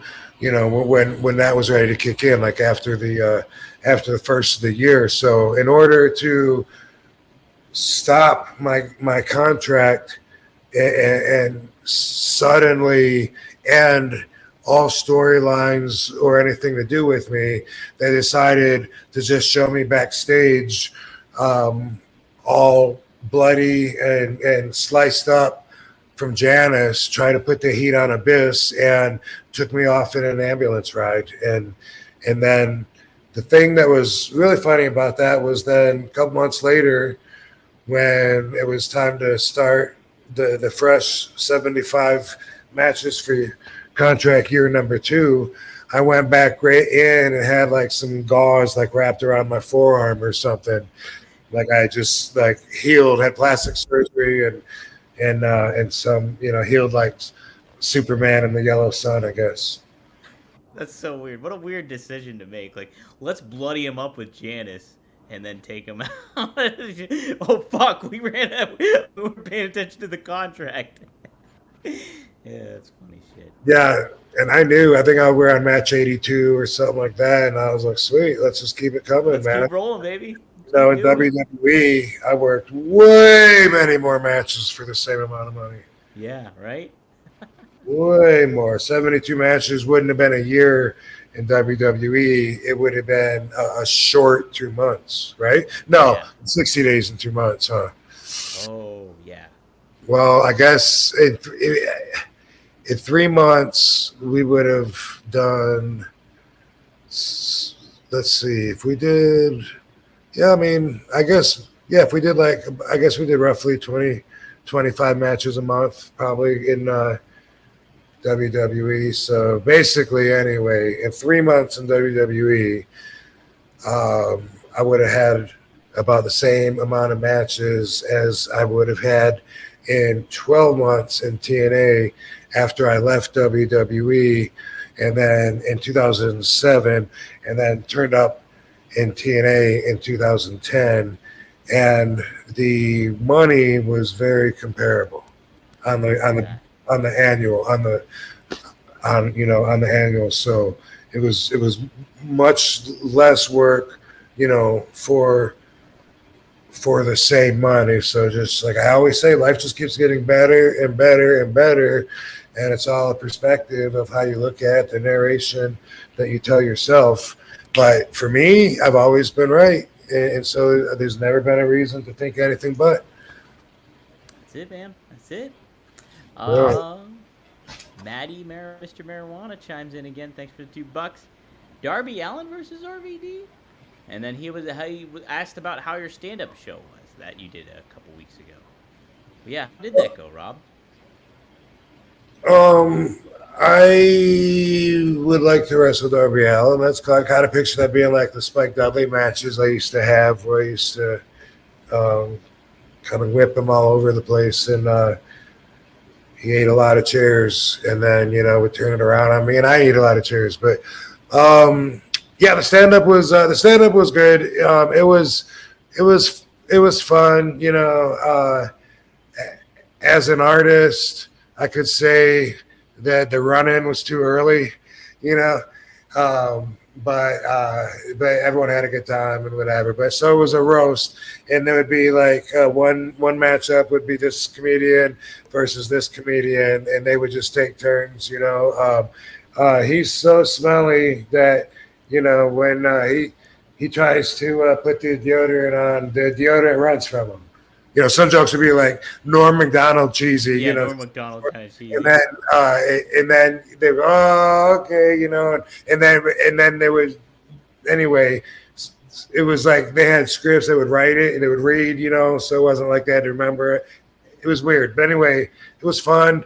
But after the whole thing was done and like half the people left, then they put me on, and they had me like as a special thing, but really like half the people had left. But I was up there, and we had something set up, and I told the guy, you know, exactly like when to come up, and I even said I'm gonna save like my best favorite 2 jokes for the end, you know, and then and I told him what it's gonna be and come in then.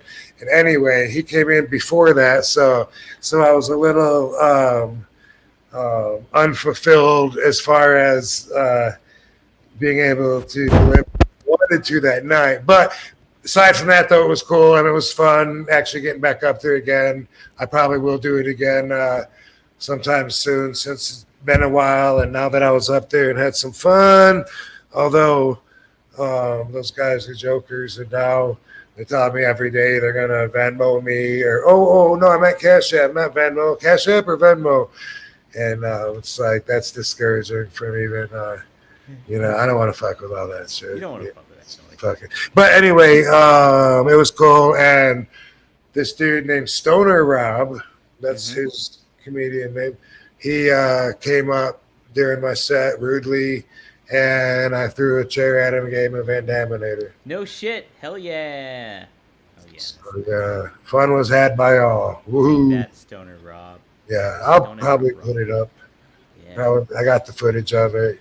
I'm working on shit on my on editing footage, and I got like at least 6 or more videos from conventions. This Katie's hotboxing. I gotta upload that stuff. But I started yesterday with my Montreal Comic Con, so check that out. It's an award winner, as long as your award that you're giving is lamest non-happening video, except it has RVD and Ray Park and Lou Ferrigno. Ooh, Lou. And what's that hot crazy girl's name?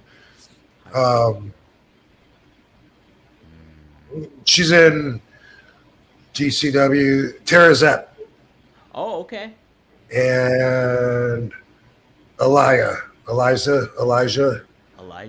The guitar dude. yeah, Elijah. Yep. Yeah, he's a good dude. He from Pittsburgh. Yeah, so we were all at Montreal Comic Con. How about that? I'll have to check that out, Rob. You're not Saturday missing night- out on anything, bro. I But give love us a view. Give us a like. What the hell? Why not? Just do something. Like, subscribe if you're on our Good karma. YouTube. Yeah, Hit like. It's good karma. That's what I'm going to start putting on my videos. I like it. Because I believe that shit. That's why I do it. And that's what I was going to talk about too. Sometimes that gets me in trouble. So on Instagram, I'll be scrolling through, and you know, usually like I look like, and almost everybody gets a heart. You know what I mean? Yeah. Usually. And anyway, you know, and I appreciate girls that want you to look at them. You know what I mean? So like I automatically, you know, like, okay, cool. Yeah, I approve of this message. You know, this girl wants to show her ass or her titties or whatever, and boom, I approve of this. Katie thinks it's hilarious when, and she's found a couple times where she says that she's looking on her Instagram and she will find that I put a heart on a tranny. Yeah. And then she gets a kick out of it. Not that she wouldn't also put a heart on the tranny, but she would do it on purpose, and she just thinks it's funny because she knows that I don't notice that. You don't notice it, and you're So just in her mind, I'm looking at that girl going, "Oh, damn, look at Heck you. yeah. So she always thinks that's hilarious. She's I saw you put another heart on a, and I'm, no, did I? So Did I? now, What I do? so now I'm scared of it. I'm like, before I do it, if there's any question about it, then I look at the profile or their name, because sometimes it'll say, Yeah. like TS or something, Tran, or sometimes there'll be little clues. But that's what's funny is like they'll say something and I don't even read it. They'll say like, guys don't seem to mind when I tell them I have a dick or whatever. And then I just heart it and scroll to the next one. Heck yeah. Yeah. That's like me on dating apps sometimes. I'll be like swiping through and like I won't really be paying attention and I'm like, oh, didn't read that. Oh, that was probably a trans. Yeah. Seth says, "What's up, RVD? How's life? What did the weed guy bring?" I don't know. He texted saying that he called it fire, which, is a very generic term for really good weed. And and the guy that dropped it off said, he wants you to text him, let him know what you think of it. He said it's brand new from a grow. So let's see if it has. Sometimes there's even like a little tag in there, or they'll write on the bag something that I ignore. But actually, it usually does. But no, this one doesn't. It doesn't have to. That's all right. So Look at that. this is RVD's big head for size comparison. Why do people call me pothead? I don't get it. So what? I got weed on my brain. So what? I like the nuggets to be bigger. These nuggets are smaller. Oh. So that's my only comment. But when you grind it up, it's going to be powder anyway by the time you grind it up and to roll it. So not a huge factor, but I definitely normally prefer bigger, denser buds instead of short little nuggets. A little nuggets. Is that because it's denser? Is that make it better a lot of the times when you have bigger? Well, so if it's bigger, there's more protection of the center of it, and so it's able to hold more moisture. That's part of it, because like if you're gonna if you got a banana but then you chop it up into like 50 pieces, it's gonna be easier for the pieces to dry up. Yeah. Right, just because they're like littler pieces. And anyway, I find a lot of times that little nuggets will dry quickly. Like if they're not dry right away on the first day when I get the bag, like within a couple of days, and I do put it in some kind of jar that's airtight, but usually I find like within a couple of days it starts getting like crispy, which it breaks up better, whatever, but sometimes it can get too dry. And so that's something I feel like when it's bigger, I feel like it's got a better, it's like the bud is like that, the flower, it's kind of like a fruit, so like the bigger it is, the more flavor it can have, the more moisture it can have,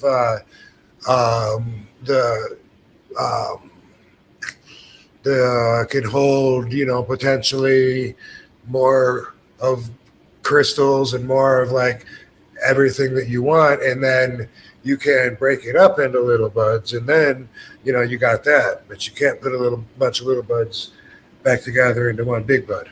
Yeah, no, you can't do it in a big bud. Well, geez, you taught me something there. I did not know about that. Added insight. It's a preference, I guess. Mm-hmm. But yeah, a lot of people would say, fuck it, if it gets me high, then it gets me high. So there is that too. You're a connoisseur of it, so it's good to know that. Maddie, I'm not a dinosaur. I told you I'm only 53. Connoissaurus. You're a connoissaurus. Oh, cool. Maddie, Mr. Marijuana, does RVD believe in Joe Henry? Have you seen more of Joe Henry there, Rob? And then did you see Sabu? I saw him. I saw him as a thumbnail for us. Like Yes. you put a picture of him up. I did put a picture of him.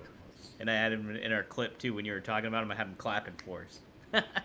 I might have seen him one other time, maybe like flipping through Twitter or something, X, maybe. So I've seen him 1 to 2 times since we talked about him. I haven't seen Sabu, but I did text message him right before the podcast. Oh, nice. He said that the midget wrestling promoter Billy Blaze is throwing a party at the Nerd Bar tonight. Oh, how about that? How about that?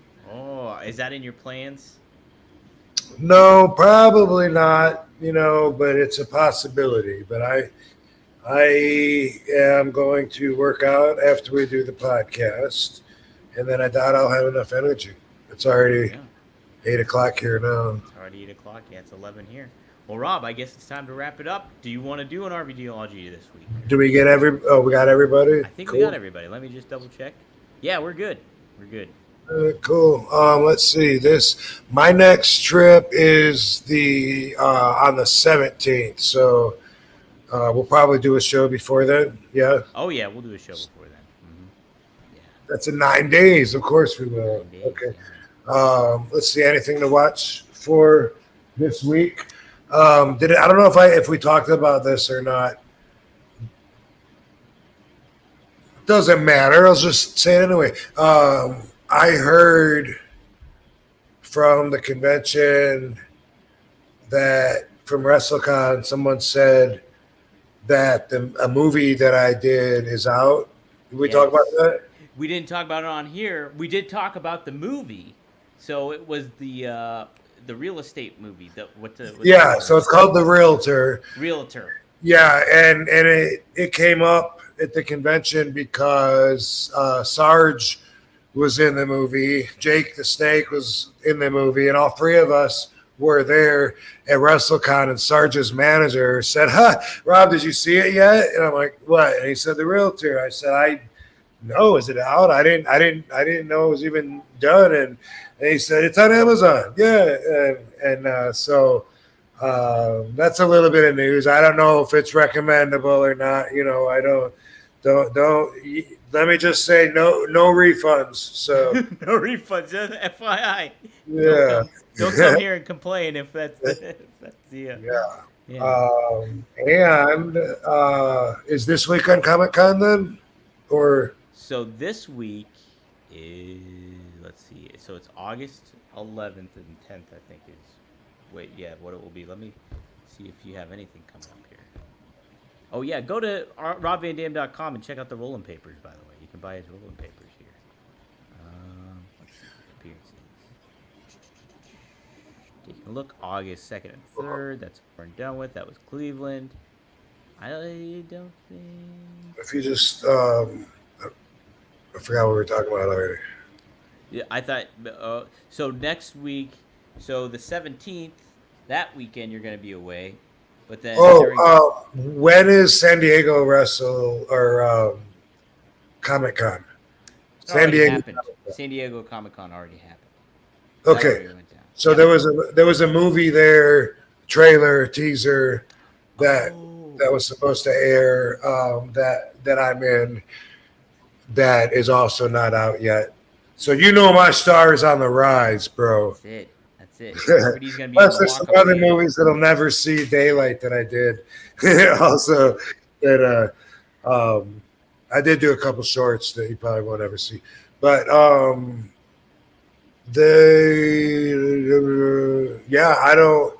don't know.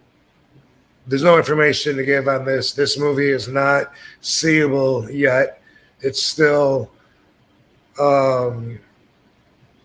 let's say, it's still sellable on a distribution level. So it was just a teaser, but I hadn't heard how it went or whatever.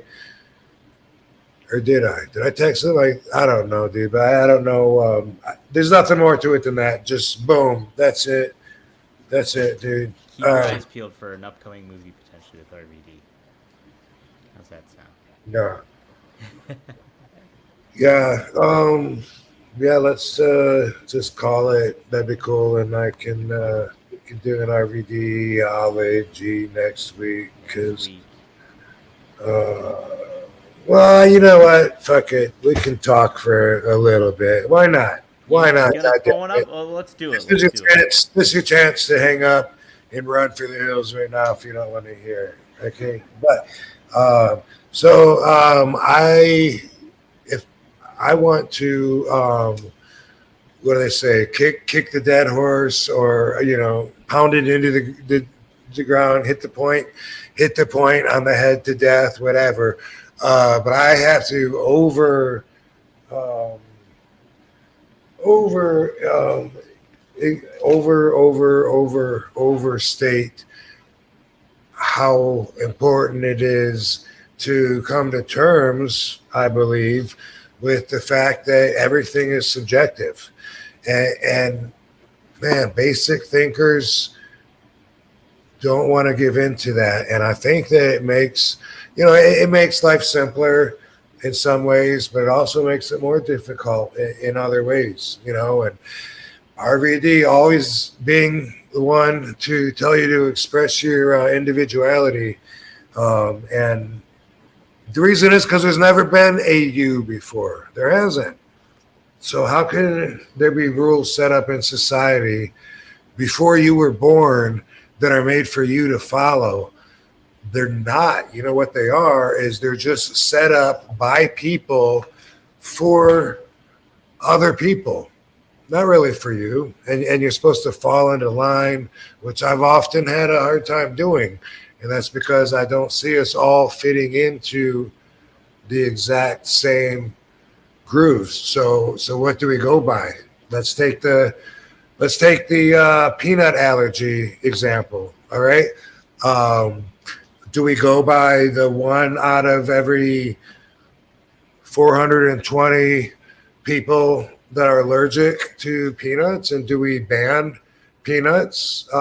No. In that case, make peanuts legal. Tell that one guy to be careful, right? Yeah. And I don't know what the number is, but when it comes to something like, say, drugs, like opiates, what do we do then? It makes sense for people, basic thinkers especially, to just ban everything. But what if I was to tell you most people that use drugs don't have any kind of dependency issues or abuse issues whatsoever? Most people that use drugs regularly don't have issues.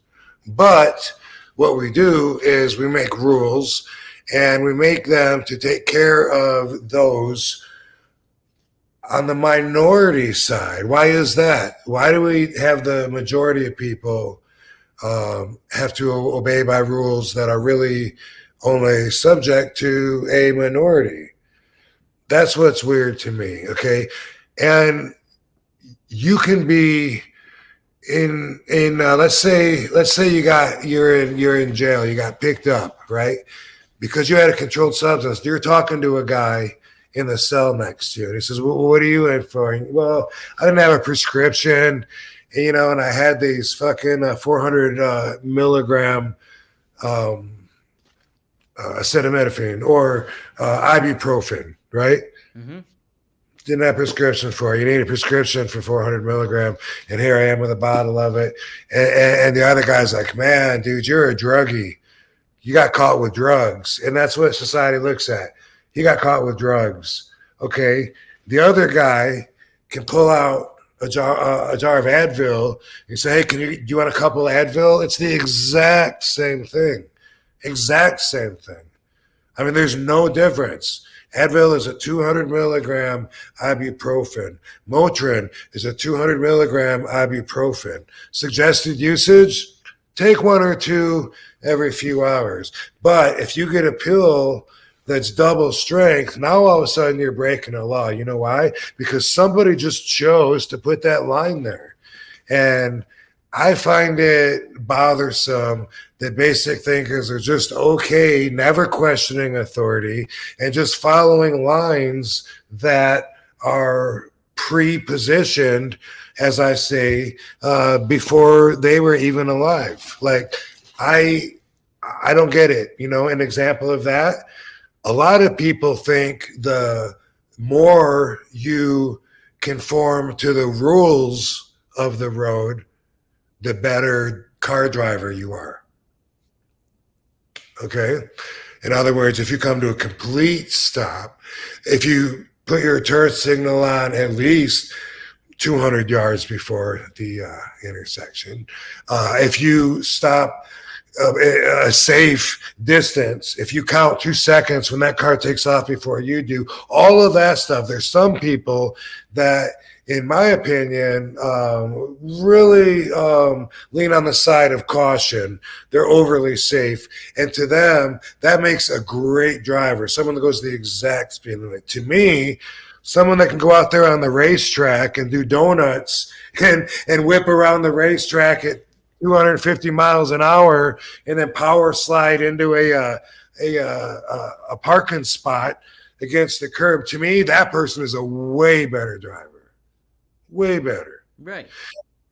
And that's how I look at a lot of life, and how people just follow the rules and then they think that they're doing better. Like, we're all taught, the more we follow the rules, the more we do what we're told, the better we are. We're taught that as a little kid, just, do what you're told and you're a good person. And a lot of people, as I often say, don't bother to reprogram as adults, and they still have that in their head.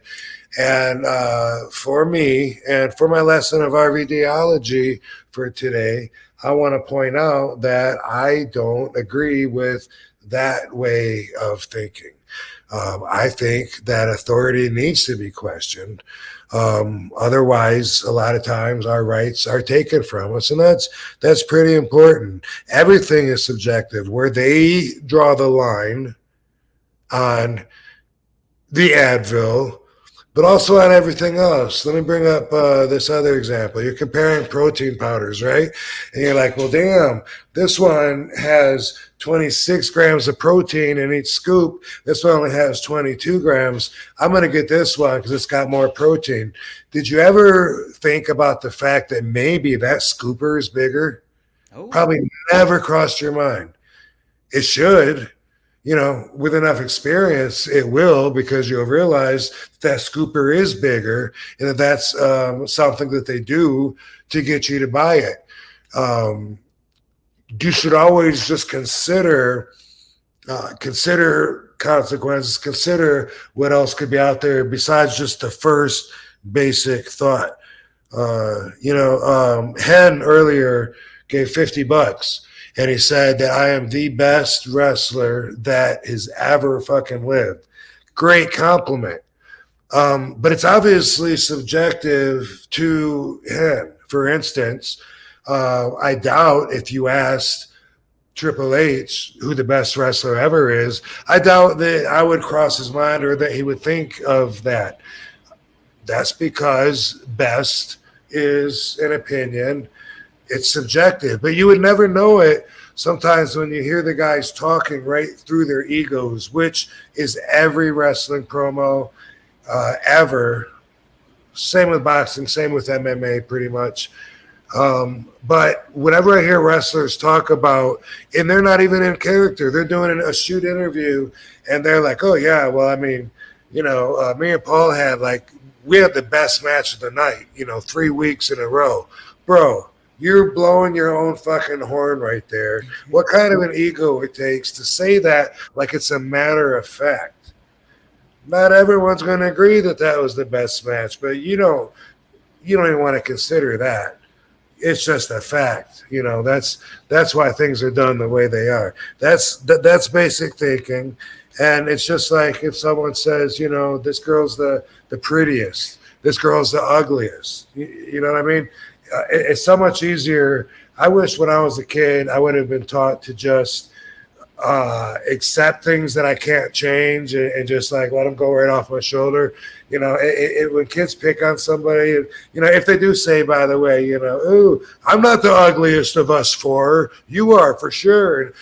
That's like it's a taste, it's a preference. Not everyone's going to necessarily agree, and if they do, that's a standard that has been set by society, which is really weird because there could be a beautiful girl, and then if she has a little space between her teeth, sometimes because the standards of society, dudes would be like, "Oh no, I couldn't, bro, no." That's like the bro code standards that I don't really become a part of, but it's also very subjective. Perception is reality. What people see, what they're experiencing, that's fact to them. We had the best match of the night, 3 nights in a row, bro. That's going to be fact because that's what they saw, that's what they believe, and no one ever questions them. No one ever counters it. So it's true on that. Some people think that being good is, like I said, following the rules. Like that's what being a good person is. And a lot of cops say that, hey, if you would just do what we say and cooperate, things will go a lot easier.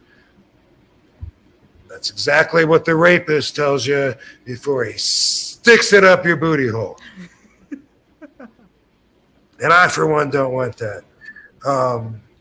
But here's something that's really subjective. A lot of people will call me and they'll talk about situations, opportunities where they'll use the term good money. Mm-hmm. You could make some good money around here doing that. To me, as soon as they say that, I'm thinking like, what is good money to this person? And how do they look at me and think that we have the same view of what good money is? What my time is worth at this stage in my career after everything I've done. And I'm talking to a person that is a citywide wannabe stand-up comedian that travels all the way to the end of the county and hasn't seen the world. And anyway, Carano used that term when he was talking about me re-signing one of the Legends deals one year. We thought we could make some new action figures and you could, make some good money off that. I'm like, good money? Like, can you put some numbers behind what you think is good money? Because I doubt very much my idea and yours are the same. And I said, have you seen the last 3 royalty checks? And I said, because it went from here to here to here, looks like it's going to go to here. In fact, you give me that upfront money, I'm going to owe you for like 2 years based on this kind of shit and the pattern that it's gone. That's something that I always find like, maybe I shouldn't find it offensive, but I'm almost insulted by when some people throw that term good money to me. And that's because, like, look, some of the guys that we hang out with, right? John Cena, fucking, who's the top? Roman Reigns. Roman Reigns. How much money do you think those guys are making? You know what I mean? Those guys are making like big money. Those are the guys that we work with. That's our world, without being too personal about what I make, but just for certain people. And I know they're talking about not good money, but for them to throw that at me and see me as if I would be good money, that sometimes it comes across as insulting, as if that's what they think of me. But also in the same way, I get offers sometimes by promoters that'll say, hey, I had so-and-so cancel on me. Is there any way you can come in? I can pay you like this much. And sometimes I'm like, how could that person think that I would possibly leave home for that much? I mean, if I was that cheap, I would be everywhere every weekend. People would book the fuck out of me. And I'm like, I don't even get it. So, and they don't mean anything bad by it. And I know that, but my ego is still insulted by it. It's all about that fucking ego. But another example of this is how things are subjective. If we're going to go meet somewhere and you say, man, I know this perfect place, it's got live music, boom, I'm done, I'm out. I hate live music. Most people will think live music sounds great. For me, it's going to be annoying. I already don't want to go. Thank you for warning me. I think melted cheese sounds messy, like fucking ice cream cone that's, ice cream's running all over your fucking hand or something. If I have cheese on something, I like the integrity of the cheese, the actual substance, to bite through it. I don't want it to be melted into liquid where it's running down all over the food. But I know in society, melted cheese, I know that is a value that a lot of people are drawn to. Again, everything is subjective. And what I'm going to do is I'm going to do an episode sometime soon on exceptions, and we'll go through the reasons that you shouldn't believe in absolutes. And when we go through and you really understand there's always exceptions, then it kind of opens your mind up a little bit more to realize that everything is subjective. Everything you hear, when I heard apparently, what's her name? Liv Morgan was, apparently she was driving erratically, across the yellow line a few times and got pulled over. Then she had weed, whatever the thing was. And I'm just using that as an example. In my mind, I go ahead and throw that first part out.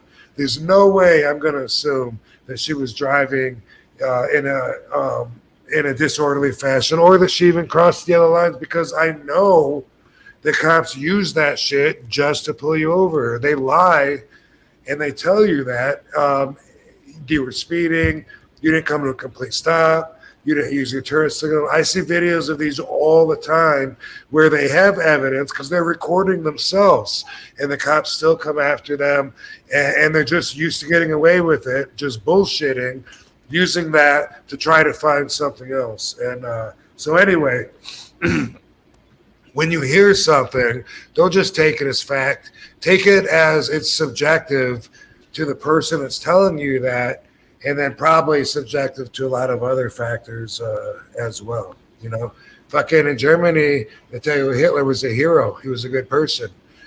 I was blown away the first time I heard that. Like, the thought never crossed my mind because I hadn't been reprogrammed yet. I was in ECW, and Alf Herman was telling me, in the Germany, he's a good leader. He did a lot of good things for our country. I'm like, what? Bro, he's the worst heel in history. He's a real life Darth Vader. Like, we use him as an example of horrible, evil people. He's like, yeah, not the same for us. He did some good stuff for Germany. He expanded our empire, got us territory, made our people stronger. But I couldn't believe it, but it makes fucking sense, because everything is just subjective to who's telling you. What they're telling you. And, in a case like that, the victor gets to tell the story. So the history that we get was for sure told through people that lived, through the wars. They're the ones that tell the story, not the ones that died. So my point to all this is everything is subjective. It always is. So make up your mind for yourself more. That's what I would encourage you to do, and if you want to use patterns that are out there, okay, but if it says, take 1 to 2 and you find that you get better results at 3 to 4, well, that's just an example of one of the things I'm talking about. That 1 to 2 was not made for you. That somebody used that for control, for power, so they can get paid. So Big Pharma can make money. If you have one that's the strength of 2 put together, it's a crazy system. A lot of it's not meant for us. And man, think about it. Like houses that are really old, they say that the showers are lower because people used to be smaller. Great example. Take that and apply it to everyday life. How rules that were put in place, traditions, a lot of stuff that has been done for years and years and years. It couldn't have been specifically told for you because you weren't around. So first, just check to see if it's a good fit for you. I'm giving you the right as an individual to check and see if blank is a good fit for you. And if it's not, don't be afraid to fucking own that. Man, I went to so many concerts before I realized, you know what? I really don't enjoy going out to live music. My friend Matt has an extra ticket tomorrow for, I think it's Jane's Addiction, if I'm not mistaken, at the Palms. I just hit him back with, that doesn't sound like something I would enjoy. And he said, yeah, I know. I just figured I would invite you. And I'm like, I've gone to concerts, usually when it's friends of mine, I'm supporting them that are playing, or if I'm on a date or I'm chaperoning. But overall, though, the music in general is not my thing. And that's not something that I could have admitted until I really got to know myself. And so growing up, I acted like I liked music because that was the cool thing to do, Yeah. Like people like this song because it's played a lot. And K-Tel album sells it. It's a hot song right now, so I'm gonna like this song, And that's not the way that RVDology would recommend that you go through your whole life like that, As a kid, don't know why, but something taught me that if you have a cool car and you slam the gas pedal down and peel your tires, whoa, that was cool. Something told me that as a kid. Whoa, that's cool. That's something I should be doing. And the girls will just come flocking. They'll be diving through my window. And I had a car in Marshall in a parking lot, and I floored it, and the wheels spun, and then a little fucking spring fell off my carburetor that was holding the flap, or that allowed the flap to return. Anyway, my gas pedal stuck all the way down. And I didn't have enough experience or was panicking too much to think about either pulling the emergency brake or turning the car off, or maybe trying to put it into park. Out of all those, probably turning the car off would have been better. But what I did was I grabbed the steering wheel and I stood on the brake as hard as I could. And my car, which was a Mustang 5.0, continued to go forward all the way into and through a brick wall of a store at the end of the parking lot. Oh my gosh. And why did I do it? Did someone say that's cool when you peel your tires and make that noise? Here where I live, every night there's some kind of, I don't know if it's actual races or if it's a race car, but like late at night, just has to be a couple of blocks from my house. I always hear, wow, and it's like I appreciate, part of me is like, hey, that guy's enjoying it, I guess, and I appreciate the freedom that he has. At the same time, if he's going anywhere near as fast as he is running on the road, I wouldn't be upset if a cop pulled him over and gave him a ticket, although I would never call the cops or even wish the guy harm. But my ego sometimes will be mad. Why? Because his values don't match mine. He prides himself on something that I don't consider prideable. That's what it is when it's something like that. When it's something like that, and they're peeling the tires out, part of my ego would be like, he has no idea what a douche he looks like. And I recognize that because that's an ugly thing inside of me coming up. It's an automatic response from the ego. So I recognize that. And then I'm like, you know what?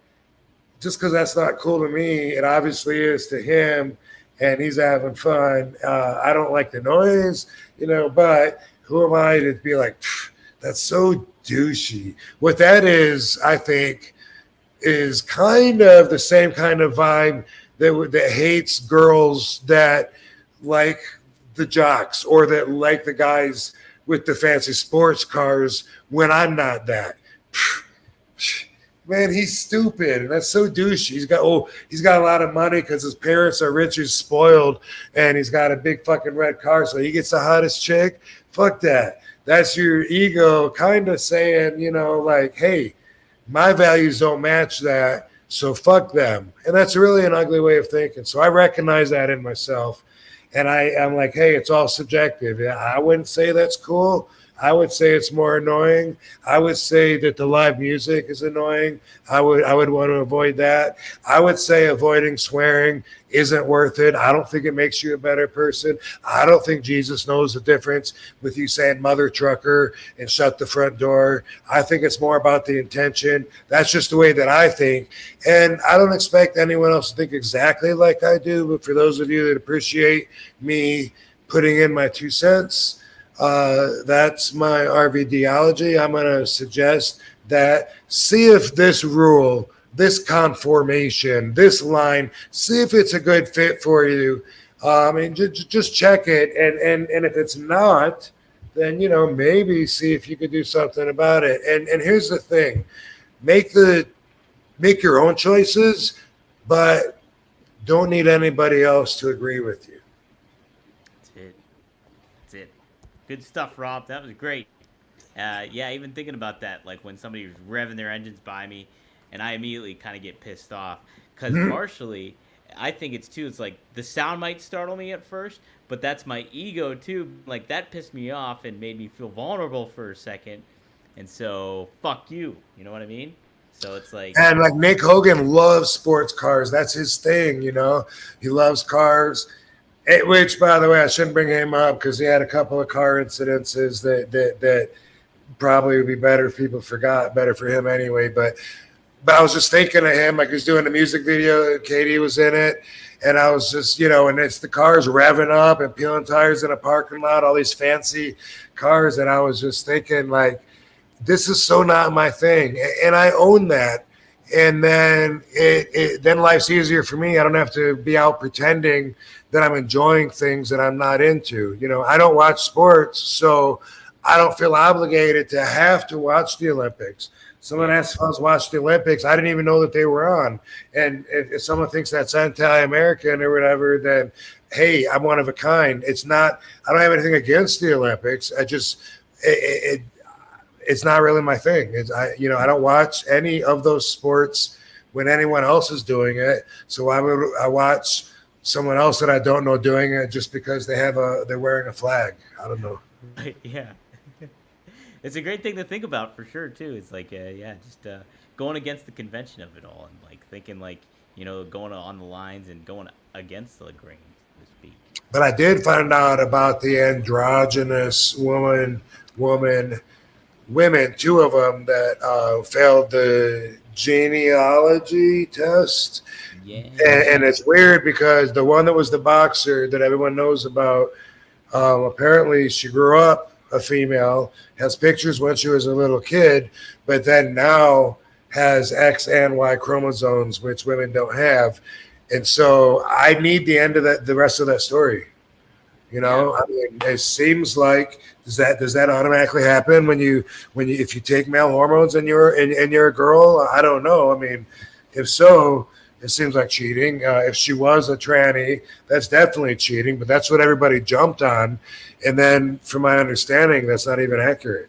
Yeah, that's what I was hearing too. Is like that she was born female, biological, or then she has some rare kind of thing. Gives her What rare thing? I didn't hear about this. So I don't know the name. Rare infection that gave her a Y chromosome. Yeah, or something that's like a rare thing that, because like if you're, what is she? Is she Algerian? I think it was, because doing like a sex change there is illegal, so that couldn't even happen necessarily for her there. And then on top of it, they said like there's like this rare thing that women do get where there is technically like some testosterone. I don't know. But basically, they were saying that there might be a little bit of something that she was born with like that, too. So, who knows? Yeah. I hope it's not over just because if she was taking male hormones, that's definitely cheating. Cheating, yeah. And when I look at her, I'm looking at a dude. So, I would like to hear the rest of the story. Me too.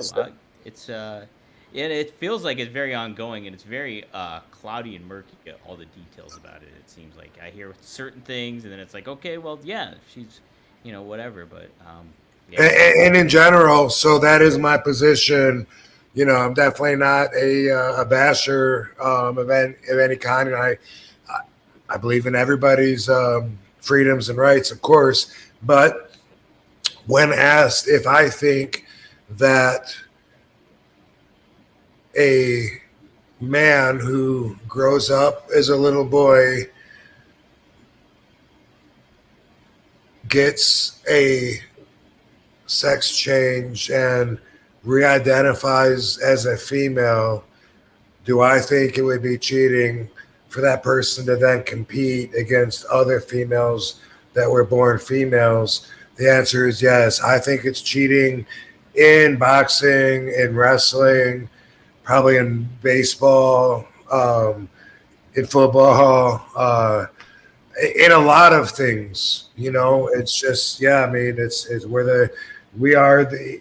I mean, don't hate me, women, but we are called the stronger sex for a reason. And I always think, like it must be frightening to feel so vulnerable, like a lot of little dudes do too, by the way.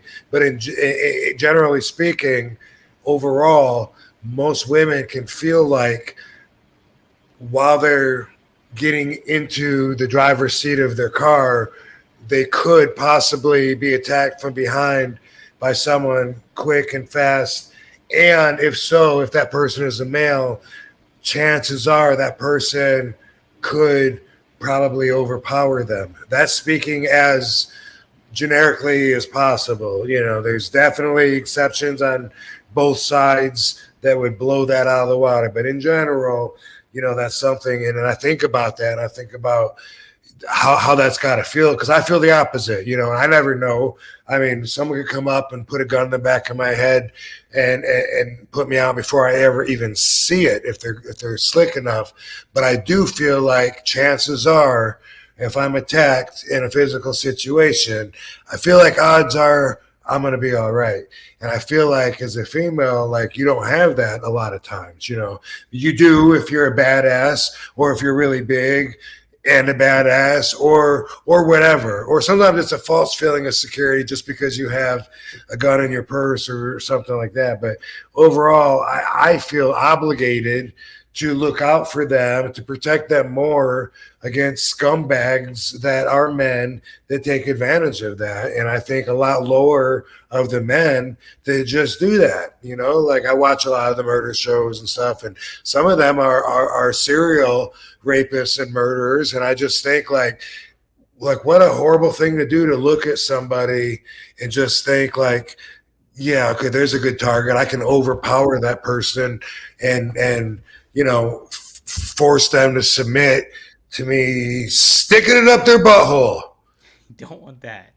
No, I don't want that. Don't want that. No, it's like, and women, you hear about it all. Like I started when I worked at Whole Foods.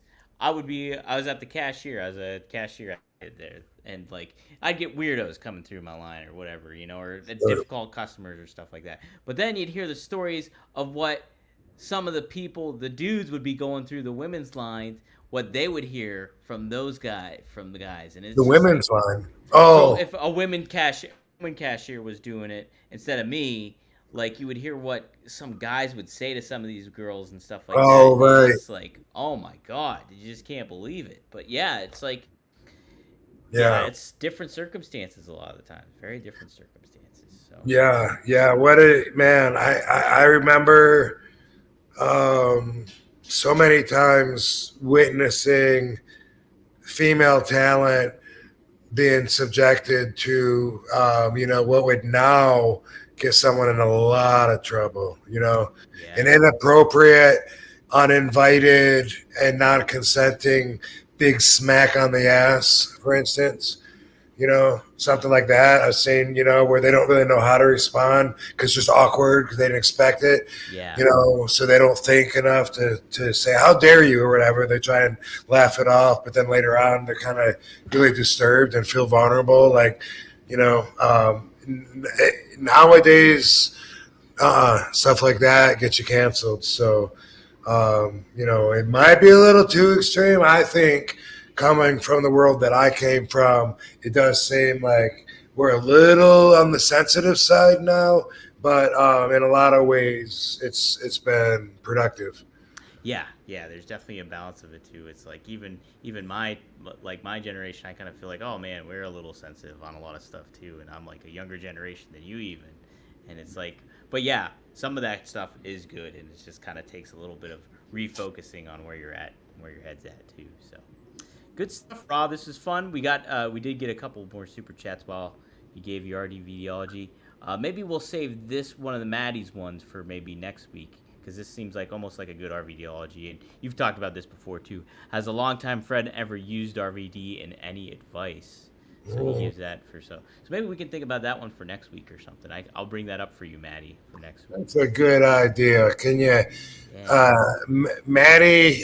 Can you hang on for 7 days, because a lot will probably happen in 7 days, and you can update us too. But I definitely have a lot of experience, and my quick advice that I want to say on it is don't let it change you from the person that you want to be, because it's easy to do that. And there's a lot of people out there that'll say DTA. You know what that means? Don't trust anybody.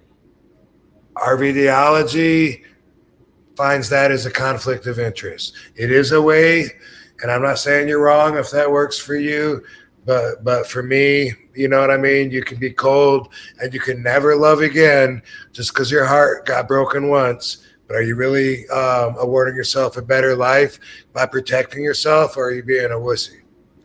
Yeah. That's excellent advice too, immediately like that too, because don't let it change you, and don't think you did anything wrong necessarily either. You know, that could be another thing too that you gotta kind of consider. It might just be the person. But don't forget it. If this is an ongoing friend, they'll do it again. You know. Yep. You can forgive, but don't forget. That's for sure. Ken Terminated DQ. Thanks for the $5. Rob Dom. I'm a big fan of Marcus's work. That's my brother with Jake and Ted DiBiase. This is one of my first time seeing your work, Dom. Well, appreciate you chiming in, Ken. Hope to see you more. Rob gives a great show here, and we go a little different than what those guys do on their show. I know for sure. Cool, man. Yeah, I saw that was cool seeing your brother at WrestleCon. I didn't know if Katie had met him or not, and we were talking to whoever was down there on the left there. Jake and Ted were down there. And then I was like, "Look, it's Don's brother. Doesn't he look like him?" He's just a bigger version of me. Yeah, I always think that's entertaining when siblings look like each other or like their parents. You know, Right. I don't know why, but I find it entertaining. You know, like in a good way. But it's fascinating how life works like that. You know, Isn't it? People thought we were twins too, and we're like, I'm 16 months older than he is, but it was funny because we're a couple. When we were younger, we were a little like chubby kids and stuff like that, so we like looked like little fucking chubby brothers. So it's kind of funny, different now.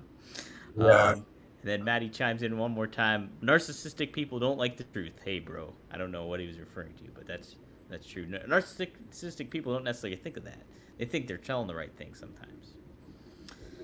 So that's the thing about a narcissist is that they have a perspective, and that's in their foundation of forming all thoughts, you know. So that's one thing I always say about RVDology is it's not something that I have to remind myself, like, wait, how do I feel about this thing? Let me look up RVDology lesson number 7. It's not like that. This is my core group of values. It's what makes me me. It's at the foundation of forming every opinion that I have, every action that I take.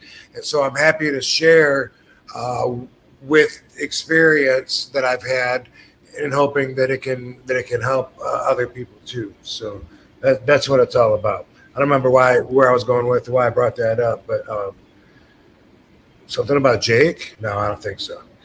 Something about Jake. But what was it? Boom, boom, boom. Anyway, yeah, this is a pretty long one, and It was long. Yeah. we got a lot of stuff in too.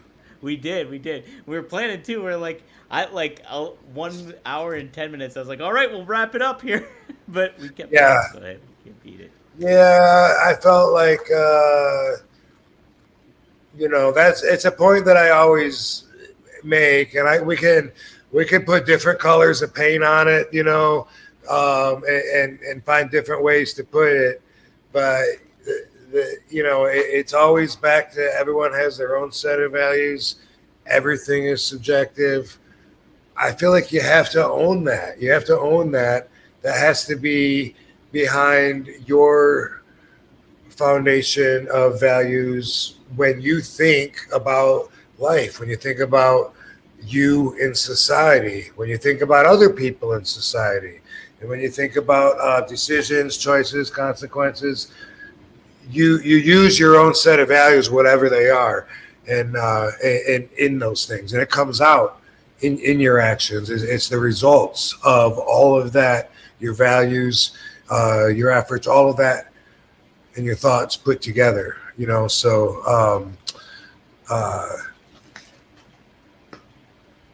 I'd just be thrilled if you adapted some of my values and found them to be useful in your lives. That's all. Yeah, heck yeah. Guys, if you like what you're seeing too, go back and tune into the latest episode. Like I said, RVDology, I put 5 of them together, so you get a little bit more. But this was a real good one, Rob. I appreciate you doing that. And, cool. I want to hear from some of you out there, Van Dam fam. I like it when I'm able to hit people at the right time when they're dealing with stuff and it makes sense to them. And, I love being that source of energy. So if that happens, let me hear it. Hit me up here or at the Real RVD or, everywhere at the Real RVD. he'll like your stuff even if he doesn't read it. Yeah, that's everywhere. What's that? Everywhere. He'll like your stuff even if he doesn't read it. Yeah, so I read stuff to me. But I try and encourage, people, and I don't listen to it because usually the volume is off, almost always. If the volume, like all of a sudden, when we all do that when we're in bed, we scroll through the Instagram, and sometimes the noise will automatically come on, and like everyone in the room jumps, like, "Hey, what are you doing? Are you disrespecting our quiet time in the bed?" And try and give each other as much shit as we can when it accidentally comes on. So, so that's a fact. But I always read everything that I see that's to me, and I respond when I feel when I'm inspired to respond. There you go.